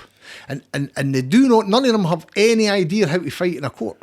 They've never been in jail, they've never been in court, they've never been in a police station, most of them. And okay, they're campaigners, but campaigners aren't the people who's going to win the fight. Nah. Do you get me? Aye. You could definitely start a conversation, but you need legal professionals that are going to actually lead the case. TikTok's brilliant. There's some things on TikTok about Luke Mitchell that are phenomenal. Absolutely brilliant. And the artistic presentation and all that, some of them are brilliant. Some of them want to do with videos now. Listen, I'm an old guy, I don't care, I'm technophobic. But what some of them do is absolutely first class. And to keep it in the public domain all these years, they've done brilliant. Genuinely, listen, we've done brilliant. There's a couple of people who have joined late on. That Professor David Wilson, do you know who I mean? Criminologist for the cravat and that. He does all that stuff on the telly. He used to be a governor. The name rings a bell somewhere, but I don't know. He's on the telly all the time. He does David Wilson crimes. So he used to be a governor in the jail, right? But is he on YouTube? Aye. I need to check him out. You got the cravat and that. He's right. Him. He used to be a governor. And he joined the fight about a year ago. He says, Luke Mitchell didn't kill Jodi Jones, and the real killer's still at large. Oh, he's raging. Because that Jane Hamilton was on BBC with him. She's going to be a new broadcaster. And there's her pal saying, Mitchell never killed anybody, and the real killer's still at large. So what the trolls are doing now is asking him, have you read the transcripts? Here we thinking, what am I want to read? Transcripts only tell you what happened in court. They don't even tell you what happened in fucking Dalkeith. Do you get me? Aye. The only time a lawyer ever looks at a transcript, is if specifics. You want that? No, like the transcript says coppers. I was interested about the search warrants. Right, that's it. The rest, what I care what it says. I can everything that's happened in this case. All right, he says it was blue and he says it was bluey grey. But what you have to fish and get that picture. You know? Well, he come out and says, Professor David Wilson. He says Mitchell never done it, and then the real killer's still at large. And he went to the Dalkeith Advertiser with it. Right in the hometown. Do you get me? Aye, so he's I knew what he was doing. Aye, 100%. I believe he did. And as I say, listen, he's done a couple of programs with Jane Hamilton. She must have been devastated. do you mean? I know, of course. Wild theories. And that Forbes never got. And then the guy she's trying to build a broadcasting career with, Luke Mitchell never done that. I mean, he even says, I've read the search party statements, and he questions, well, I've read the statements, here, wait a minute here. Now, he come to the fight late, right? And there's people who only come to the fight in the last couple of years. Some of them are obsessive, real heavy duty. One or two of them are 24/7. That's what they do. Luke Mitchell, 24/7. So, good luck to them and the details. Listen, I've been in this fight 20 years, Jordan. Before anybody else spoke up all that, I opened my mouth about Mark Kane. Sometimes I wish I hadn't. I can't help myself. Aye. Do you know what I mean? And so I didn't want to read anymore. I tell you, John Smythe from me was speaking the other day, and I said, John, honestly, I've not got time to read over it. I flash through it, and he's probably thinking, you're lazy. It's not, I've got too much on my head, Jordan, to start reading stuff that I've read fucking for 20 years, mate. You drive yourself nuts, mate. Oh, I did. Listen, it's a bad case, and it causes a lot of division. Aye, 100% it does. You can see that on social media. See, in regards to Luke Mitchell right now, what's his position in prison in regards to release? Where is he at? Well, listen, the last I heard, because genuinely I've not been speaking to him. My fellow, I just distanced myself. Listen, let the groups go on with it, right? And my understanding is he's back in shots. He's been returned. He was at Greenock getting days out, right? And how do you say this? He's in Greenock. Listen, you know the jail, pal, right? See, when you're doing life and all that, and you're near TFF, everybody gets so excited. So it's preparation for release. So in the last 4 years, you need to do home visits, and then you get home leaves, you get an outside work placement. Right. What they were doing with him, he was doing in Greenock. Model prisoner. I think he's been caught once taking a sleeper. I think he took a valley or something. And then, and after all these years in the jail, being accused of being a beast and that, and you've been caught once taking a valley. Right. What happened is, I've got people on Twitter that were his prison officers and all that, and they tell you they didn't believe he's guilty either. People for Parliament are now doing loudspeakers outside the court. Look, Mitchell's innocent. Because when they were in Parliament with him, they bullied him. Aye. And now they realise, oh, here, wait a minute here, this is all wrong, right? So what happened is he was getting out in day releases, Jordan. He was in Greenock for cups of tea and burgers and whatever, And he tried to go and visit his old ma. He says, no. You're a high-profile prisoner, blah, blah, blah, local community, all that stuff, you're not going. And he started arguing. And I've said for years, Luke Mitchell should be fighting back. But they didn't, generally, I didn't mean this like I can fight. If it was me, Joe Steele fucking hang me to the gates, climbing pallet on the roof. So he was getting out for his day releases and getting his hamburgers, and he couldn't get to go and visit his ma, so they made a video, an audio, about him not getting to see his ma. And he challenged the prison authorities. Next thing, you've been caught with a valley, you're away back to shots. Was it not a drug test he was meant to have failed? Aye, he failed. But it was also, they made a public thing about not getting to visit his ma. So how did they go about the public thing? What was it that? They put out a phone call. I think Sandra tape recorded it and put it. So he said something on the phone, she's recorded it, obviously intentionally, they've planned it, and then she's put it out publicly. Right, I see. And she was looking at case law doing in England where you're allowed to do it.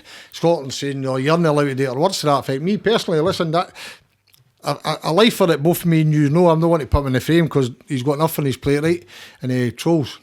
But he phoned me and he says, Scott, could you not have advised them better? No, when they got sent back to the show. Said what? Could you not have advised them better? Right. I can't believe you played a part in that. And I say, I never played a part in that.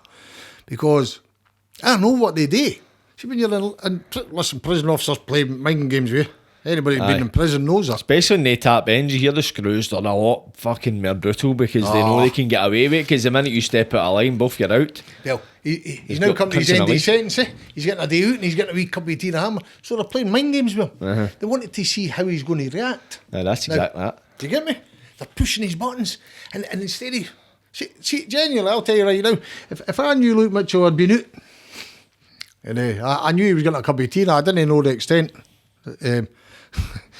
Sandra's like, my precious. Do you know Lord of the Rings? My precious, my precious. All right, anyway.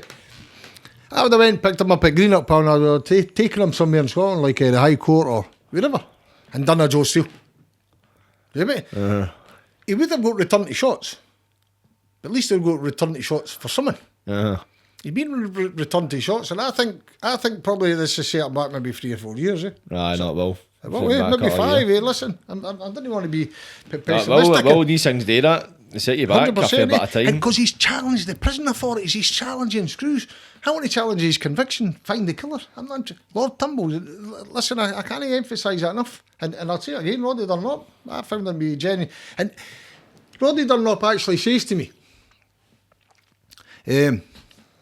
what about legal aid and all that? I say, I didn't know if any's left. And he says, I'll tell you what to do, I'll do it pro bono. Now, that's... People think, your country's a millionaire anyway. But for a man to gear up...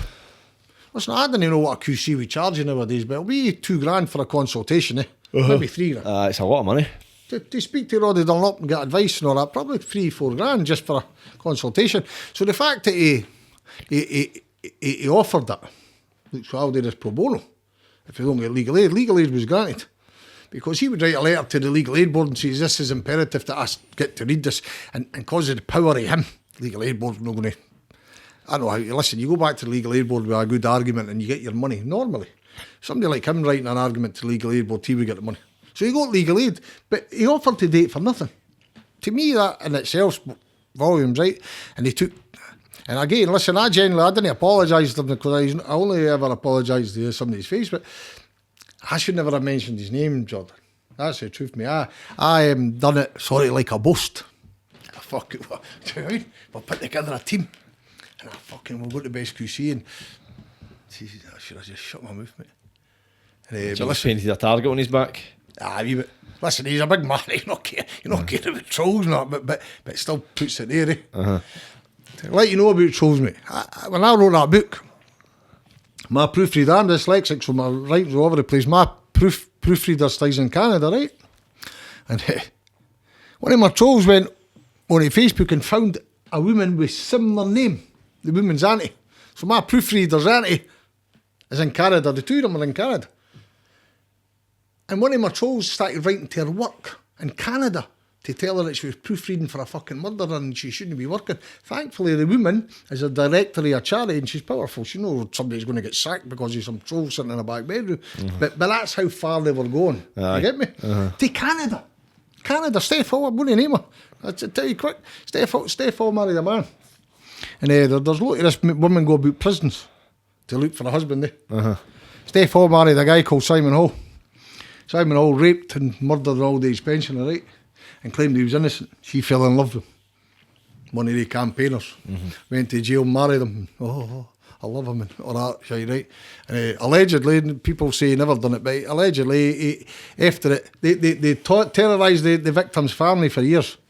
An old woman called Joan Albert, 80-year-old, she was raped her and fucking murdered her, and they terrorised her family, saying that Simon Hall was innocent and blah, blah, blah, right? And then Simon Hall's come out and says, nah, I done it.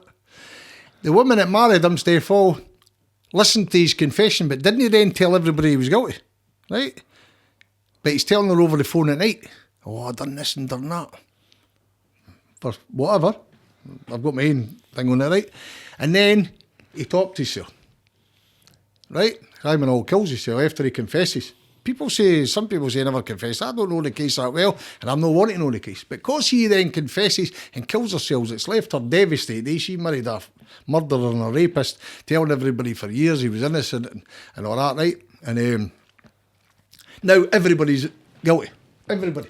Anybody that claims they're a miscarriage of justice are guilty. Me, she's trolling me because she fell out with Sandraline. Sandraline's a campaigner, miscarriage of justice. All of them are, by the way. They've all got... One told me a couple of weeks ago, I don't think she's ever had a job or any professional job in law. She didn't know crime. I get headhunted. Headhunted for what, pal? I've got cases, I get headhunted. Headhunted for fucking what? Do you know what I mean? Yeah. They make videos. They're not going to... Right, so Steph Hall was like that. She found out a guy's out. So because her and Sandra fell out, and I'm sticking up for Luke Mitchell. Luke Mitchell's a beast, and that Scott Forbes is a fucking animal for trying to protect him. I've never met her. She's size in Ipswich. You know, Ipswich police actually phoned me and asked me if I felt all right. I said, what? But listen, she wrote blogs, 3 and 4 in the morning, phone calls, maybe 10, right? And that. So if they're doing that to me, what are they doing to... No, of course, it shows you, man. It shows you just the level they'll go to. I'm just about to wrap it up though, Scott. So just one last thing before we finish. Just to ask, you truly believe in Luke's innocence, and I do as well, but what if you're wrong? Well, listen, I'm glad you asked me. I'll tell you, if Luke Mitchell, if I'm wrong, Jordan, I genuinely didn't think I would live with myself. That's... I'm getting emotional, but I'll be honest with you, I didn't think I could, but I would. I'm not a suicidal type, but it would be a very hard knock, right? And maybe, listen, if Luke Mitchell killed Jodi Jones and I've fucked up, really real bad stuff, I've made a real bad, terrible mistake and I would have to try and live with myself. It wouldn't be easy, I can assure you. I've got a daughter in Nander Hall, I've got a wee granddaughter, Olivia, fucking 9-year-old, 14-year-old grandson. And the family in Nander Hall, they would get targeted big time, right? So I knew that before I spoke out, right? I went and spoke to my daughter in 2005, 2006, and I asked her, and listen, hey, no, Dad, don't fucking shout. I went to my dad and abused him. My dad was a wee fucking coal mine with a chin jeff here, anyway, I went to him and she said, here, Dad, I'm going to fucking, oh, son. Fucking, he knows me. But when I explained it to him, he said, nah, what? I didn't care that. But he's like everybody. Mine and Nander Hall, he's ready to deal the record. He's a fucking animal. And I said, nah, Dad, wait a minute, listen. And he says, shout louder, son. I says, what be any fucking, in the locals, no, like people saying something, fucking shout louder. So my dad and my daughter were fully supportive to me. Go forward. So there's other family members and other people, people who are close to me. And I would be devastated, mate. But I'm glad you brought that. See that article? How to put paid paid to stop all the rumours, all the stories, all the accusations, everything. You can put 2 things. The family are asking for the transcripts. I keep doing that with my eyes because you're just just want to write blogs, right? Get the transcripts and I'll put a stop to it. The family should come out and say, test his sperm. Demand it. I want him fucking tested. My wee daughter's covered in fucking sperm all over her body, on her bum and that. Test him. We'll find out who that is. They didn't want to do that. And the other thing is, I'll make it plain again. I didn't want to disrespect the family, Jordan, right? So the mum and the sister will leave out the equation. But I'm accusing Alan Owens, I think he's a liar, the stepfather, right? I've accused Stephen Kelly of telling lies. I think David Dickey, Gordon Dickey are involved, and I think John Ferris is involved, right? Any one of them. Anyone, take a polygraph test. Anyone. I didn't want to ask the mum. I didn't want to ask his sister, although the sister's a belter, but we'll not worry about that. Any one of the men, take a polygraph test.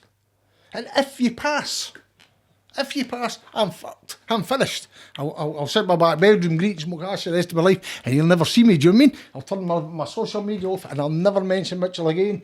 And I wouldn't go to the house. I wouldn't walk along the street, because I would feel do you get me? So I'll make that offer to them. Shut me up. Prove me wrong. Never mind your transcripts and your fucking trolls in the back bedroom, all your tell lies. You says it was blue painted green, but all that, just shite. Put it to bed. Put it on stop. If you want to shut me up, take a polygraph test.